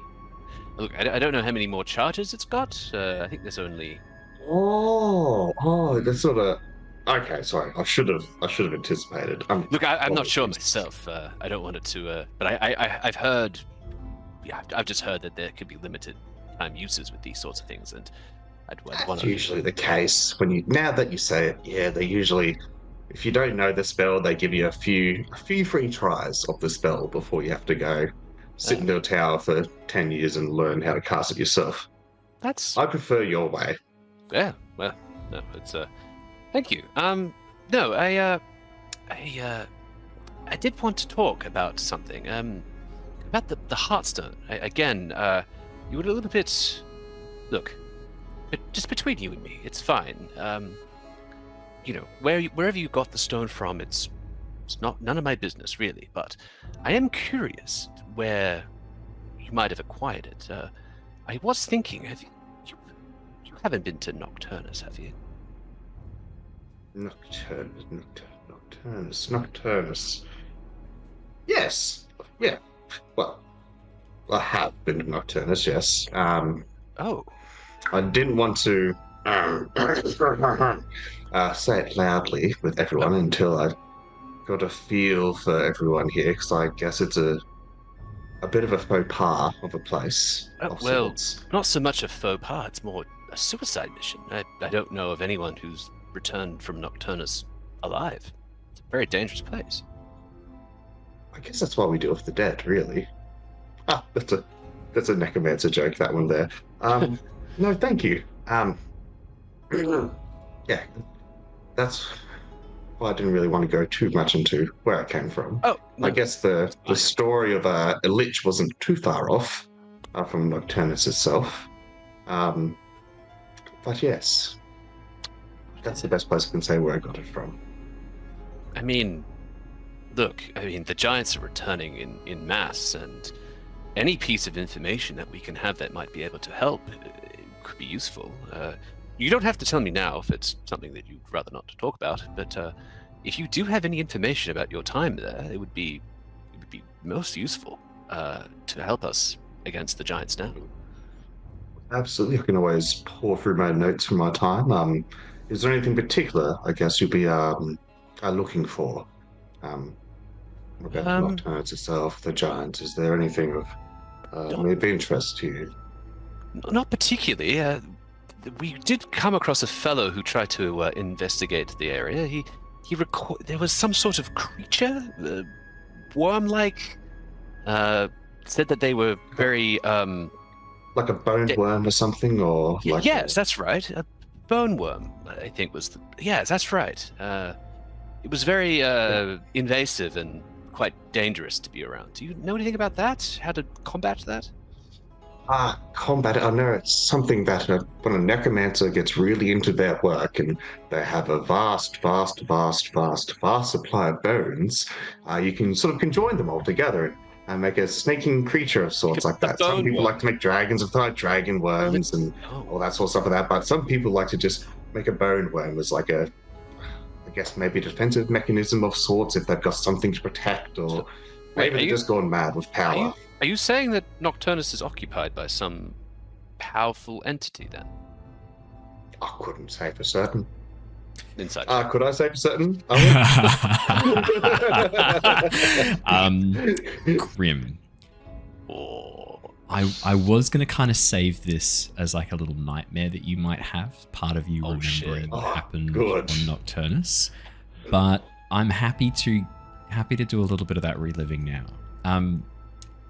You had heard for a very long time that Nocturnus, this ancient cloud giant castle that has been abandoned since as far back as records go, long before the ruin, all the way abandoned since the giants vanished. Any living creature that is covered, it touches darkness, is embraced by darkness there, even just shadows from the setting sun or the rising sun, begins to have its life force sapped from it.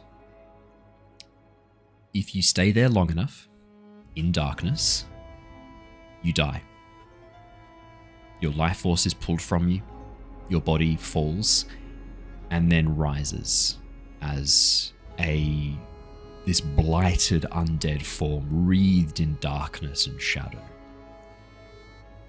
You were obviously very interested in this, being a necromancer, how this apparently independent source of necromantic energy functioned. I mean, this is automatic, running by itself, necromancy on demand.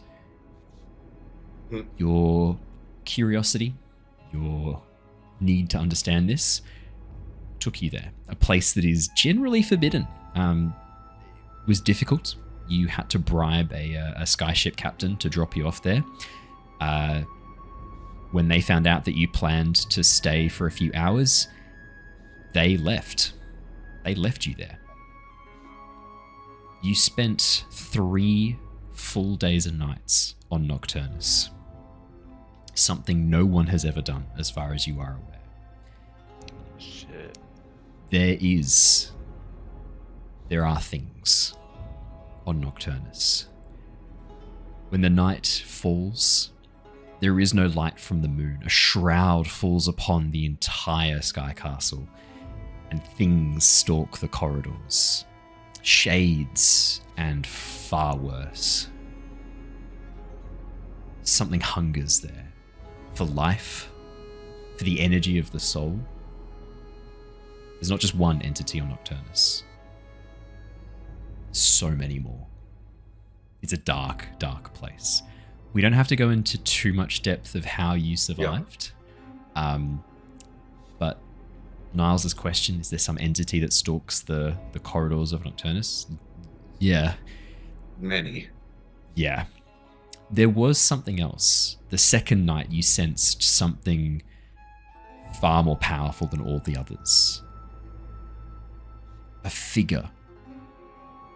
Tall, gaunt, almost partially transparent, and bits of it seem to be phasing in and out. You remember seeing it out of the corner of your eye. Some sort of humanoid figure, whereas the rest are far more amorphous. This was much more humanoid. You only saw it for a brief moment. Feel like it saw you too, but it made no attempt to come near you, left you alone. And that's all we're going to give for Nocturnus tonight. We're going to save the rest for later. Beautiful. When you say forbidden, is that the sense that it's forbidden to go there because it's a dangerous place to go there? Yeah, because it's like, yeah. Anyone who it's like constantly just like raising the dead. If you go there, you die and you get raised. It's just like why would you go there? No single living thing has lasted during the night on Nocturnus until you, Grim. Well, maybe. That's metal. We'll see how we go. As far as you're aware, yeah. And it came at a cost. Yeah. Great cost. Like, you're still trying to deal with the repercussions of that decision to stay there. Mm-hmm. No, it's interesting. No, I guess I only ask because it's a sky castle. The giants are here. The cloud giants are requiescing all the sky castles, and I don't know. I just feel like there's a lot of mystery around Nocturnus, and I feel like it could still have a much more important role to play in the times to come.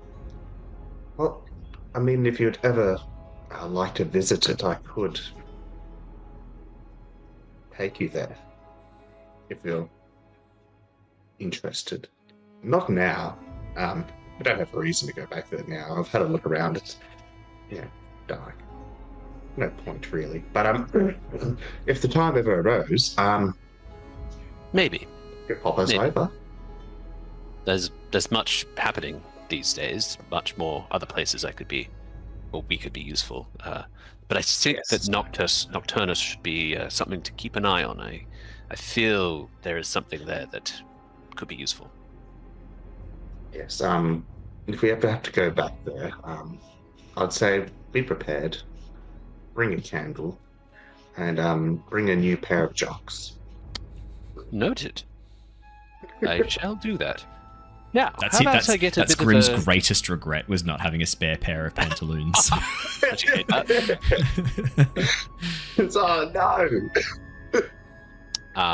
Niles just says, "Oh, how about I get that brew, a bit of a brew on? I've got my tea pouch here. I can get a brew for us if you'd like."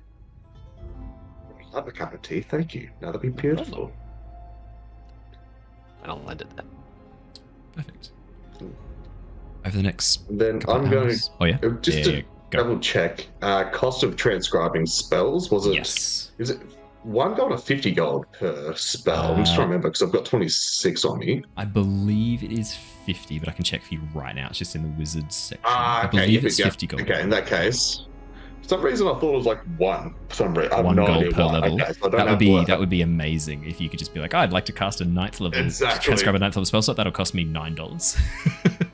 Yeah, exactly. Okay, I do not have blur. For some reason, my brain, I'm just like, I'm pretty sure it's like a gold. No, I'm pretty sure it's 50. You're right, because necromancy spells will be 25. Yes, so for each level of the spell, the transcription takes 2 hours and costs 50 gold pieces. Okay. Gotcha. Perfect. I'm too poor for that just yet, so I'll save that for the future. I will not be transcribing spells. Alrighty. Perfect. As you get closer to Seastride, the waters become far calmer. The choppiness of the ocean dies down, and as you reach the very edge of the city limits, there is a sudden, very clear change. The waters outside become completely still. The visibility is crystal clear, whereas the water before seemed dark and somewhat murky in places. As soon as you cross this very clear, circular boundary in the ocean, the water is crystal clear and calm. In fact, if any of you reach over and lean over the side, place your hands in the water, it's far warmer as well. The city before you, unlike other cities, doesn't rise from the waves. It just, imagine a vast network of rafts, pontoons, and ships bound together, floating on the surface of the water, this completely still, flat, crystal clear water. Underneath, you can see these vast spires, at first looking like these giant spirals of coral, which you realize are growing from the underside of the city. Shoals of fish move through the crystal clear waters. You can see tritons swimming below. The area is calm, peaceful. Music echoes on the air, a jaunty tune, and all around you can see Maloran orcs. A few humans and elves scattered as well, but mostly Maloran orcs, swimming in the water, hanging up, washing on lines out the back of their pontoon houses, fishing. It's relaxed, calm, and quiet. This place seems almost like a sanctuary in the ocean. As the ship moves around and docks, Captain Zinnia comes over towards you, gives you all a nod, directs you down towards a few areas if you're interested. There's a local tavern that you can visit called a storm. Called a safe harbor. In any storm is what's written underneath. The safe harbor. There's the jewel. If you wanted a jeweler to go and try and have a bit of a look at your gemstone, she gives a few names that you can go and investigate. But generally, the next question is, what are you doing with the ruby? Do you want to keep it in my hold for the moment, which is shielded, or do you have somewhere else you plan on taking this? We're gonna try and get it back to the guild, so I think while we're here, we're gonna try and get some air transportation, but are you gonna be here for the next little while? I was thinking it might be safest to leave it.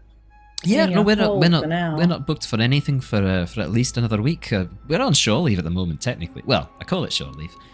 We're here docked up for the next week. We've got nothing on. The crew are meant to be on break. But we're happy to help out our friends. I've known Rilia for a long time. It's a good man. This was a favour to him. I might be able to organise a way for us to get it back as well. I've got some things I'm planning on doing in Seastride. Aye, good. Perfect. Well, if you need to find us, we're at the edge of Blue Water Harbour. There's 3 main places: blue, green, white. They form like a triangle around the city. It's very easy to get your head turned around. If you ever get stuck or lost, look at the coral gardens below. The Triton like to grow certain colours of coral in certain areas. If you're ever not sure where to go, try and follow patches of blue, lines of blue in the corals. It'll lead you back here. Eventually. Thank you.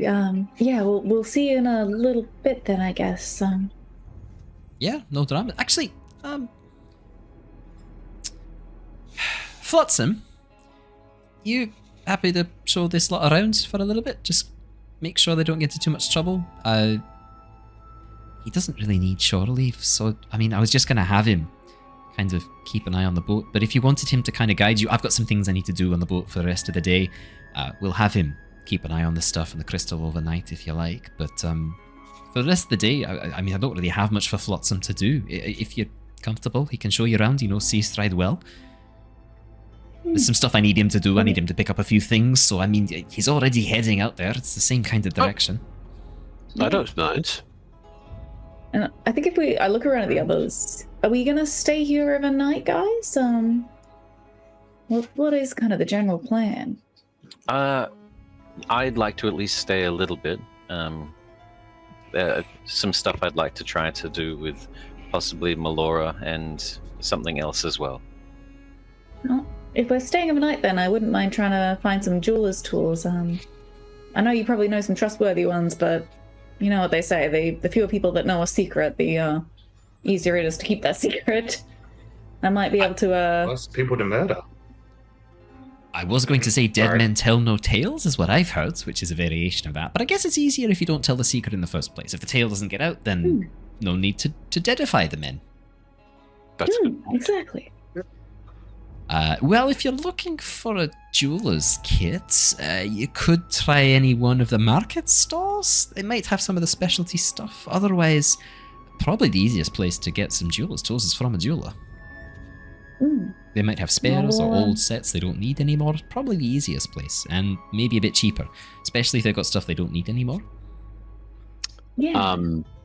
I'm going to I think Niles will just say, I might stick with Bart for a bit. Not that there's too much. At the tower, at the Arakokra Tower.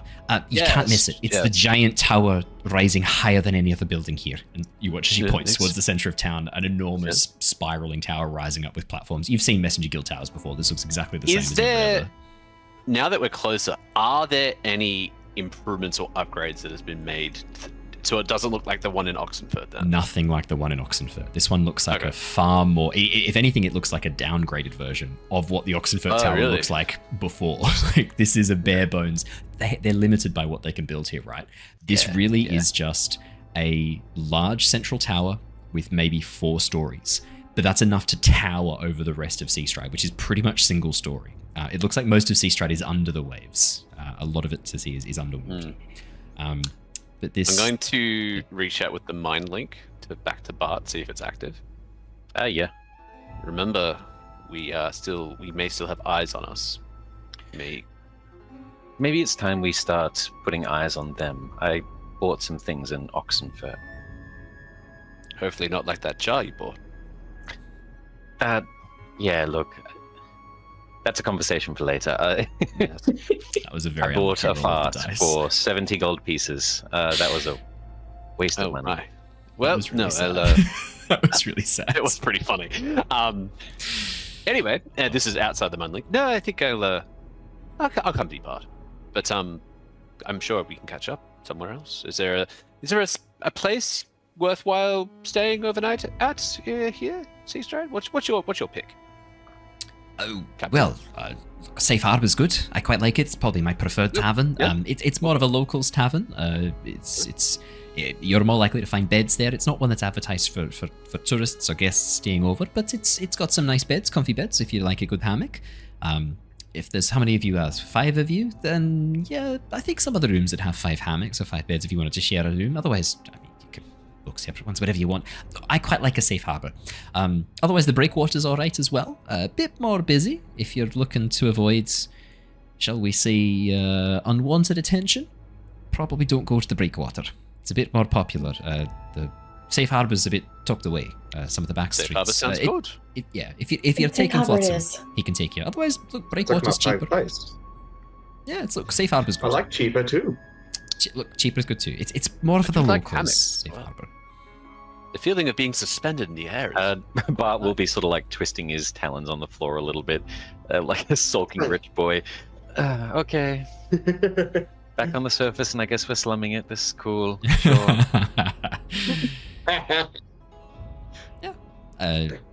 It'll be fine. Safe Harbor be my pick. It's where I tend to go if I need to crash and avoid attention that I don't want to be spotted, if that makes sense.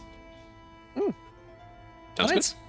Well, as I said, I'll be here for the rest of the week. Essentially, we're not planning on going anywhere. But if you need to get this, if it's going to be longer than that, we'll need to talk about how are we going to get this and where are we going to move it.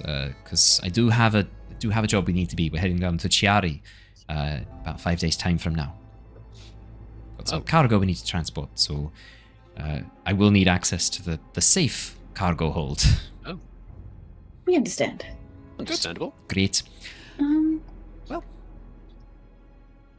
I've got nothing more. Oh, guess you could also just, Mac and Setu looks like they're heading off down the docks. I imagine they're probably heading off for some quiet time, but I'm sure Riley will be around if you need to catch him as well. Oh, okay. We'll keep an eye out, I think. Sounds good. Yeah. Oh. Wave off. Flotsam, stick with this lot for the moment. If you can pick up some things that I need, that'd be great. Otherwise, just stick with this lot. Help them out if they need help finding directions, and then if you can be back by this evening, that'd be great. Bart's just going to do an insight check in case this is a way to get like eyes on us, watching us while we're doing stuff. For sure. As you roll out insight check, he watches Flotsam, this warforged made of driftwood, slowly turns the faceplate and goes, I can do that, Captain. 17. Genuinely, Bart, this Captain Zinnia, dreaded pirate, is very much an act. She's very motherly. She's got this very caring kind of vibe to her. She's just genuinely trying to make sure you guys are okay. She's sending Flotsam with you to keep an eye on you and make sure you're okay, not to keep an eye on you. It's okay. You don't get the sense there's anything more than that. Probably she would like to know where you are, just in case something happens, so that she can find you. But otherwise, not like a nefarious way, though. You're not getting the whole time you've been with Captain Zinnia. You've not gotten any vibes that she's up to anything other than just helping out. As she said, she's doing a favor for her friend Rilia. She said she owes him a debt.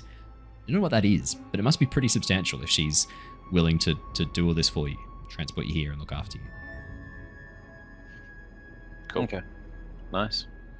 You watch as Flotsam turns towards you, this sort of broken spiral driftwood faceplate catches your eyes. Where would you like to go? Well, I think me and Niles are going to head off first, try to get some stuff done before heading to the tavern. We'll meet up with you guys later, so I'm not sure what the rest of you are going to do. Maybe just a bit of shopping, I guess. It's such a pain that it's the Messenger Guild that our Messenger Guild thing, not sure who else is listening. It's I wouldn't mind sending a message to Mira that's longer than 25 words, but you can do that. I mean, look, this is the reason why the Aarakocra and Owlin are in the position that they are. They control a lot of the information movement across Nostea. There's no reason that it's become a bit of an issue. But yeah, I mean, you still can send a message. I mean, not necessarily codes that you would be able to use, but if you wanted to genuinely try and send a message to Mira, Lyra, you're in the middle of a city. You don't think too much is going to happen to you here, especially in Seastride. I mean, the tower doesn't even have walls that fully enclose it. They can't disappear you if there's something going down here. If that's what you're worried about. Not that I'm worried. I'm just I'm wondering if there's a way that we can get some sort of message to Mira that's hey,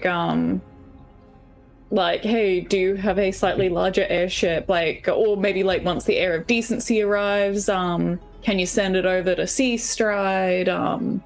Sort of depending on how long that's going to be, maybe. So maybe I will swing by the Messenger Guild, and just try and come up with a... the Aarakocra Messenger Guild don't just offer physical message delivery. They also offer delivery via magic to various towers. If you need a message sent between two towers, they can send an instant message using spells like Sending that will then If it saves you wanting to still get your jewelers and do some shopping and stuff, I got a plan to get the gemstone back, and I can send the message if you don't. Well, if you've already got a plan, then I'll leave it up here. Okay. I wanted to have a little ask if there's a place a teleportation circle around here that I can just learn where it is, just so I can jot it down from memory if I ever need to come back here, something on those lines, and then wander out with the other guys and catch up. Are you asking Flotsam, the Warforged? Yeah, Flotsam, I've just happened across a fun new spell that I'm very keen to start acquiescing locations to visit. Teleportation circles. I'm keeping my eyes out for any major cities and the sort of like that? Is there like a town hall or like a cleric's guild or anything of the sort, or a church that might have teleportation circles around here? Maybe a wizard's hole? Any ideas? A wizard's hole.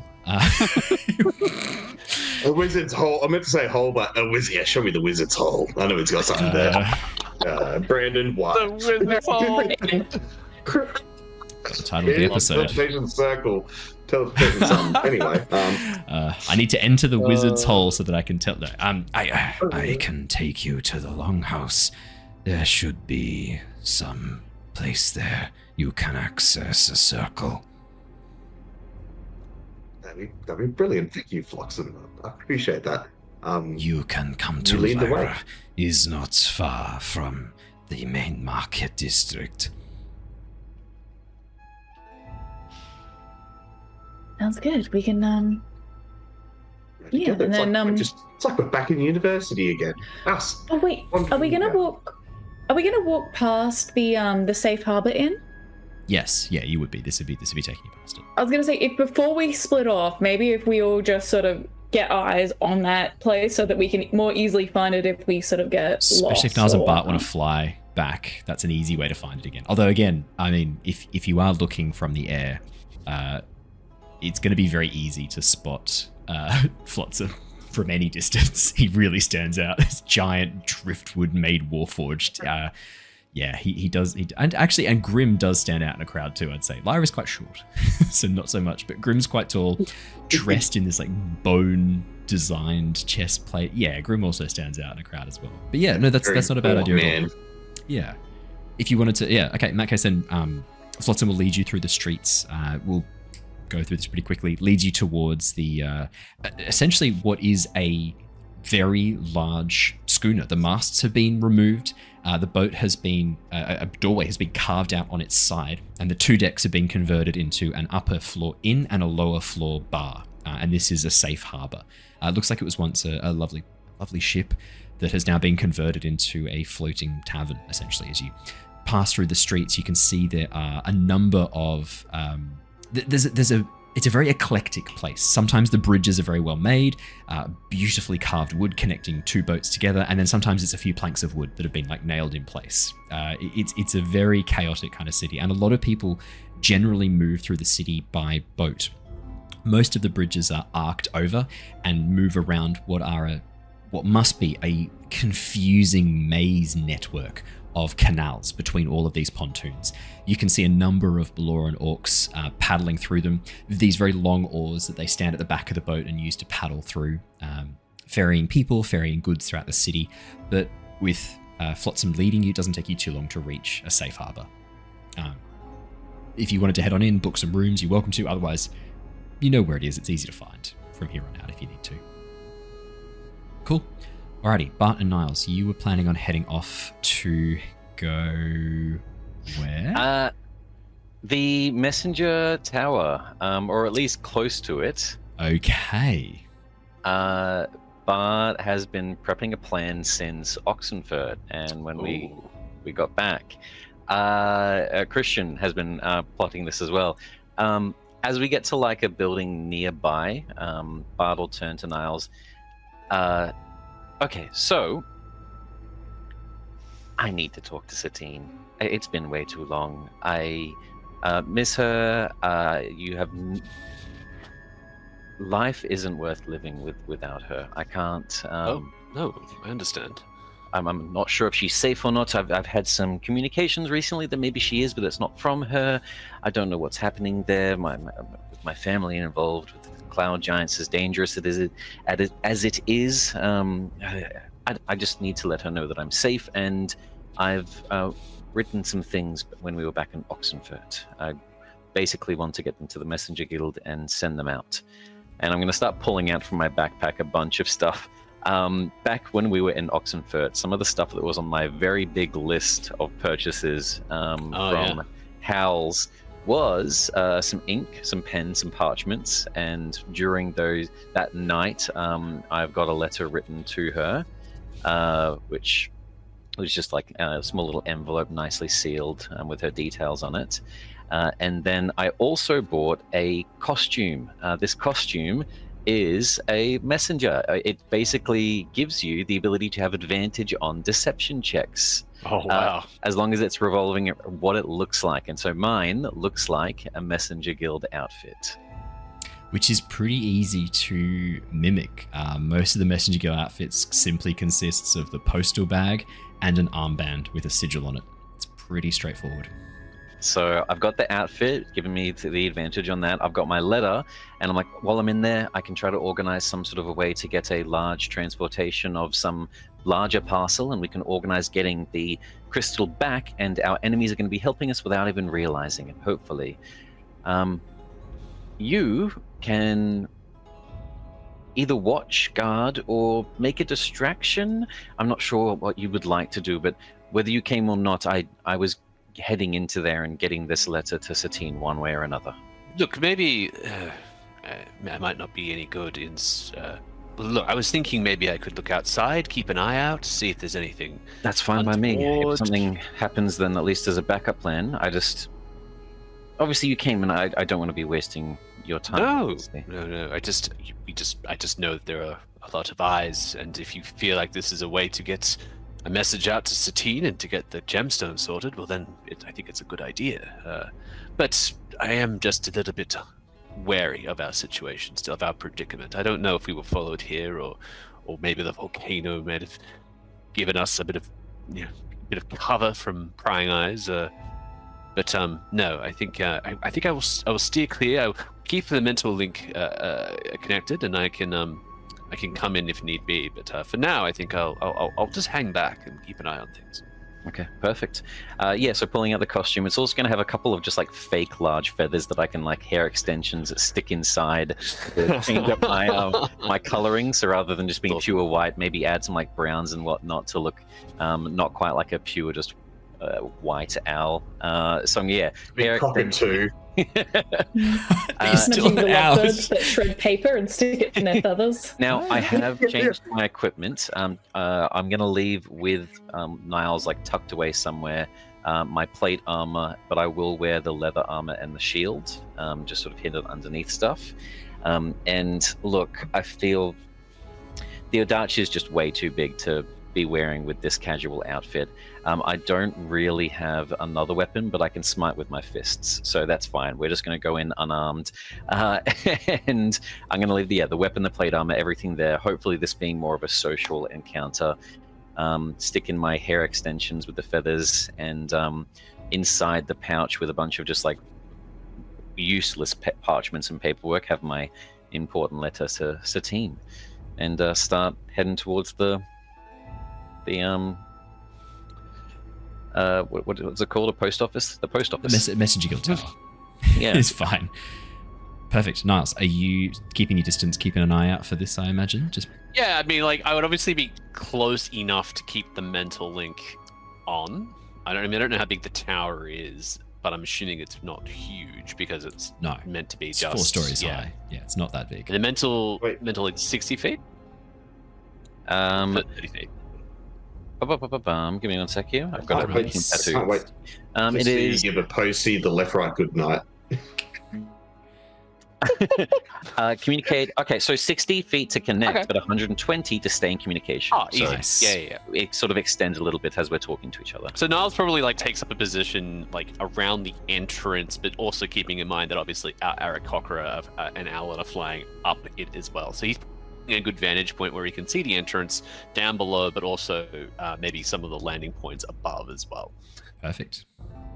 So maybe he'll like flutter up to like the top of the building or something, just to like get a bit more of a vantage point. Yeah. Are you trying to do this stealthily or just making your way up? Look, I'd probably do it stealthily. Yeah. Alrighty. Could I please get a stealth check? Stash the Bart's gear in a like somewhere safe, and then fly up to try and do it stealthily. God, I better roll. Fingers well. crossed. took me so long to get that plate armor. If some just like Years. sea urchin steals my shit, I'm gonna be so mad. I'm not that guy. I'm not that guy. 11 for the stealth check. I'm gonna use Niles. my advantage that I got from Bart to actually roll that again. You can use your inspiration. Thank on that. That's God, fair. That's I'm fair. literally walking into the lion's den. Natural Yeah, I know. one. Natural one. That's a bit better. 18. 18's better. There we 18's better. Niles, you take up a position. The raft here that you're jumping on top of actually has an upper floor that currently looks to be unused. This raft seems to be, if there's people who live here, they're away at the moment. It's quiet and dark. It looks like this is closed up. If this You're is a a house, yeah, possibly. As you fly up to the top, possibly away on holidays, possibly just out for the day. If they're working, they're not home during the day. But I mean, as you fly up to the second story, imagine like You a know house. what?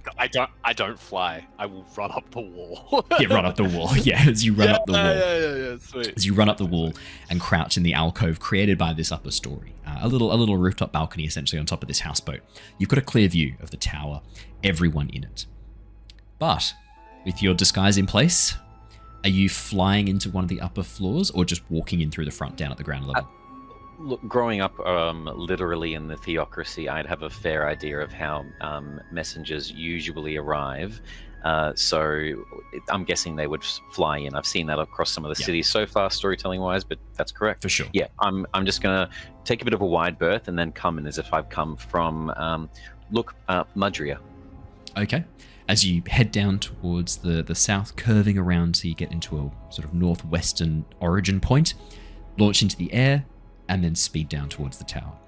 As you land on... which floor do you want to land on? There's 3 that look like they're designated for landing. Maybe one, the top one's generally for people taking off. The 2 underneath for landing or for...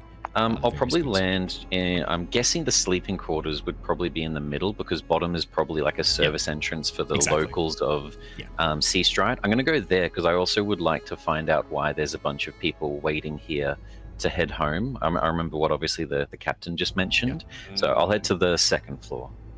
As you land in on the second floor, you watch as a very large pelican Aarakocra turns around towards you a little bit startled. We weren't expecting no other deliveries today. Are you late? Yes, sorry. Or really early? No. Honestly, urgent. We're spreading news around at the moment. The deactivation of the volcano. Oh, I guess the safe. I don't know if you guys have seen. The smoke has stopped. This came from The reports Mudria. came in this morning. Had two of my messengers notice that and deliver the news this morning. I've got some messages from loved ones just communicating that they're safe and sound. Yeah. All properly labelled? Got payments? I haven't had a chance to look through them yet. I plan on doing that tonight. Right. Well, look, don't. You take a rest. You've been flying through the night, no doubt, judging by your tired expression. Oh, take it to the clerks downstairs. They can sort through the post. We'll make sure it goes where it needs to. If it's all been properly paid for, drop the silver off. Come have a rest, mate. Taking a look around this space, do I see, like the captain was saying, a number of Aarakocra all sort of sitting there? Not on this level. As you land on the second story, you can see this is it generally should be used for sleeping quarters. There are rooms that have been cordoned off and are blocked off with curtains drawn across them for a bit of privacy and a bit of darkness for those who need it during the day. Apart from this pelican Aarakocra, there doesn't seem to be anyone else on this level. You can hear the sound of talking coming from above. As you were flying down, you could see on that upper floor in the landing bay on the 3rd and 4th levels, it looked like there were a few more Aarakocra milling about. But on this level here, it looks like it's just the pelican Aarakocra at the moment in view. You can also hear noise coming from down below. There's a spiral staircase around the very center of the tower leading down to the lower level. You can hear people talking from below as well. It sounds like there are other people. I don't want to grab too much suspicion right now. I'm just going to do what he says. This will give me a chance to slip in Satine's message into one of the sorting areas downstairs. So I'll head to the first floor. As you make your way downstairs, you can see there are a couple of Maloran orcs, a very tired, haggard-looking half-elf. Looks to be half-high elf, judging by his appearance. They're all standing in a line talking to a very elegant Stork Aarakocra, who is taking orders, writing messages down. And it looks like the half-elf is trying to organize for an urgent letter to be sent to Palin. doesn't seem he has enough money for it, though. And so there's a bit of a discussion, a bit of back and forth bartering about the price. One of the Maloran orcs behind him offers to chuck in a few coppers to help him out. He refuses the charity. It's sort of holding up the line a little bit at this point. But behind the Stork Aarakocra, there is another clerk, a much smaller Owlin, very brown feathers, looks like a burrowing owl. Very quite small, quite lithe, very round head, very, very big yellow eyes. And you can see that they are carefully sorting letters in a series of cases behind, all marked with different symbols, and they're quickly moving letters around. Yeah. Look, Bart's going to go over to that one because as far as he's aware, usually in the bird folk culture for us, at least what we've been talking about so far, the Owlins tend to usually be the leaders. It might even be why Nyx has a chip on her shoulder, because they lived longer lives. Their lifespan is longer.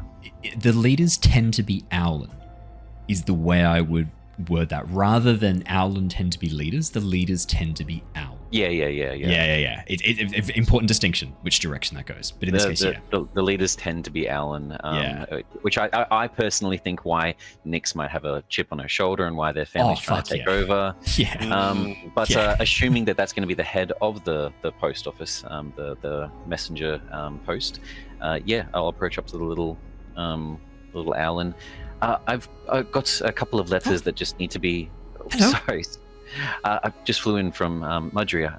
I've got some letters here to be handed out in the city, as well as some more that need to be sent further. But I'm not sure if you have people heading back to the theocracy. Not today, but we do have some posts going out the next morning. Do you have anything so we have some letters for the theocracy, or are you heading there next? Oh, no, I don't plan on heading myself, which is why I was hoping that you guys might have a dispatch heading out soon. Yes, we do. This drawer here. She reaches up and opens a drawer next to you. Lovely. Just a letter from some of the locals at Madria. Apparently someone was just a local that used to live in the Eris, moved a while ago. Anyway, everyone in Madria, all the letters in here are just loved ones, letting them know about the deactivity of the volcano. Which is the Owlin, Ariel, gives you a bit of a curious look, as if wondering why you're telling her this. She seems very confused in this moment. Yeah, for Bart, this is normal. Like, he's talking about emotions and everything. Okay, that's lovely. That drawer there for anything heading back to the theocracy. Things for the locals are just on the table next to me. We'll divvy them out and send them out this afternoon. Bart will go and start sorting through his fake mail a little bit. He's going to look back, I guess like a young kid that Bart is, not at her, but at the people that have been arguing about the coin. Like, he wants to help if he can. You can see arguing. The Maloran orcs are now trying to offer to pay for this man's letter. And he's like, no, it's fine, I can pay for it. And they're like, clearly you cannot. We just want to send our post. Can we please just give you the 2 copper pieces you need to be able to pay for this? Please, can we just get this done with? And he's like, no, I have some here somewhere. And he's going through his pockets, and he watches the stork turns around and rolls their eyes fully back into their head, and then looks down at you and goes I tell you what, some days I wonder if I should switch to the postal run. Just whispering under their breath. Pop in Satine's letter as just one. Be like, I think I can help, and I'll go and start being like a clerk at the front desk. I'm sure we can sort this out amicably. You're down a couple of coins, but that's fine. I'm pretty sure you heard that there's a discount because of the volcano, so it's fine. I think you have enough there. You watch as immediately at the word discount, the burrowing Owlin's head turns 180 degrees towards you over her shoulder, and you hear, she bustles up towards you, goes, get off the desk, pushes you away, pushing you back. Tiny, she's 4'3", and she pushes you away off the desk. No, pushes you back. You handle this. She looks back towards the store. Pushmaker saying, what are you doing? You're a messenger. Get away from the front desk. Okay. Look, we should be nice. Everyone needs to be a bit nicer. What's that about a discount? The elf calling out from behind. No. No. Seriously, what do you want? What are you doing here? Do you not have more work to do? I just needed to get some sleep. It's just... I don't know. There's been a lot of panic around, and it's nice to make people feel a bit nicer. He's just down a couple of coins. It'll be fine. It's always a couple of coins. Everyone, all the time. I think both Bart being a nice person as well as just coming from a nepo baby privileged life. You don't have a couple of coins. This means nothing to you. I'm not sure actually. Just as a little bit of background for all this like in talk. Yeah, Brandon, Bart is the son of basically like the prince of the theocracy. He was sort of abducted and taken, and so he's unsure if his family actually wants him at the moment. He suspects his brother was involved. His older brother was involved in his abduction, and So I'm rich boy. That's why I'm just like, it's just a couple of copper coins. What are they talking about? He's a rich boy, and he don't do fuzz. It doesn't matter really anyway. Cash change. What are they being so worried about? I was like, okay, look, it's fine. I just wanted to help.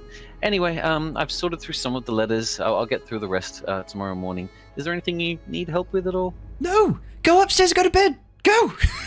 Okay, pushing you away. I'll leave her and head up past the Pelican and head to the 3rd floor. As you make your way up, we're going to jump over to Niles. Niles. Hello. Hello. As you watch, you can see Bart land on the 2nd story, make his way downstairs, and doesn't seem to be running into any problems. Everything seems to be going okay. You can see on the very upper floor, right at the very top, emerging from inside the section that's covered, you can see there are 3 Owlin discussing something between themselves. It looks like they're having a very intense talk. Doesn't seem to be from here. You can't really make out what they're saying or what's sort of happening further than that. Do you want to make me a perception or investigation check, please? Yeah, absolutely. I do a perception check for sure. Come on. That's a 9. Not great. There's not too much else that you can make out from here. There's not too much else that you can see. And because you're so focused on this trying to see it, it's only at the very last minute you hear this rush of wind and gentle susurrus of feathers overlapping. And as you turn around, you see an Owlin standing behind you.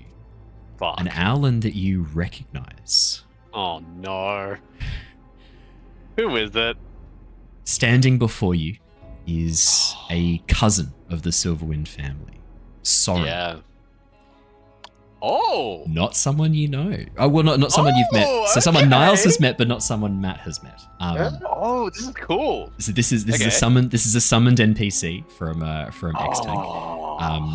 Soren is standing there before you, about the same height as you, mostly grayish and brownish feathers, very, very keen orange eyes, wearing the Silverwind, wearing what looks like a maneuverable adventuring gear designed for long flights, with the Silverwind emblem on the chest plate. And as you sort of stand up very rapidly and turn around, sort of getting your fists ready, watch as Soren raises his hands and goes, whoa, Niles, there's no need for that. Just wanted to check up on you. Saw you here and thought, family, reunion. Hey. It's been a while. Has been a while. We should talk, my friend. Yes. Well, yes, but yes. I'm gonna shoot a message back to to Bart and be like, there's one of my cousins is here. I need to go and talk to him real quick. No, this will be happening as I'm climbing downstairs. up to level 3. No, like in the chaos, I think of like the front desk. Yeah. And I'm just gonna be like, cousin, sure, discount. No, you're the discount. Yeah, that's okay. Have fun. Oh, okay. Soren, what an unexpected surprise. Of all places, I wouldn't have thought to find you out in Seastride. I wasn't expecting to see you here either. Been hard to track down. We need to talk about your responsibilities to the Silverwind family. And how things are going. And that is where we're going to wrap up for tonight. Wow. That's great. Oh dear. That was It'll be fine. You've got nothing to worry about.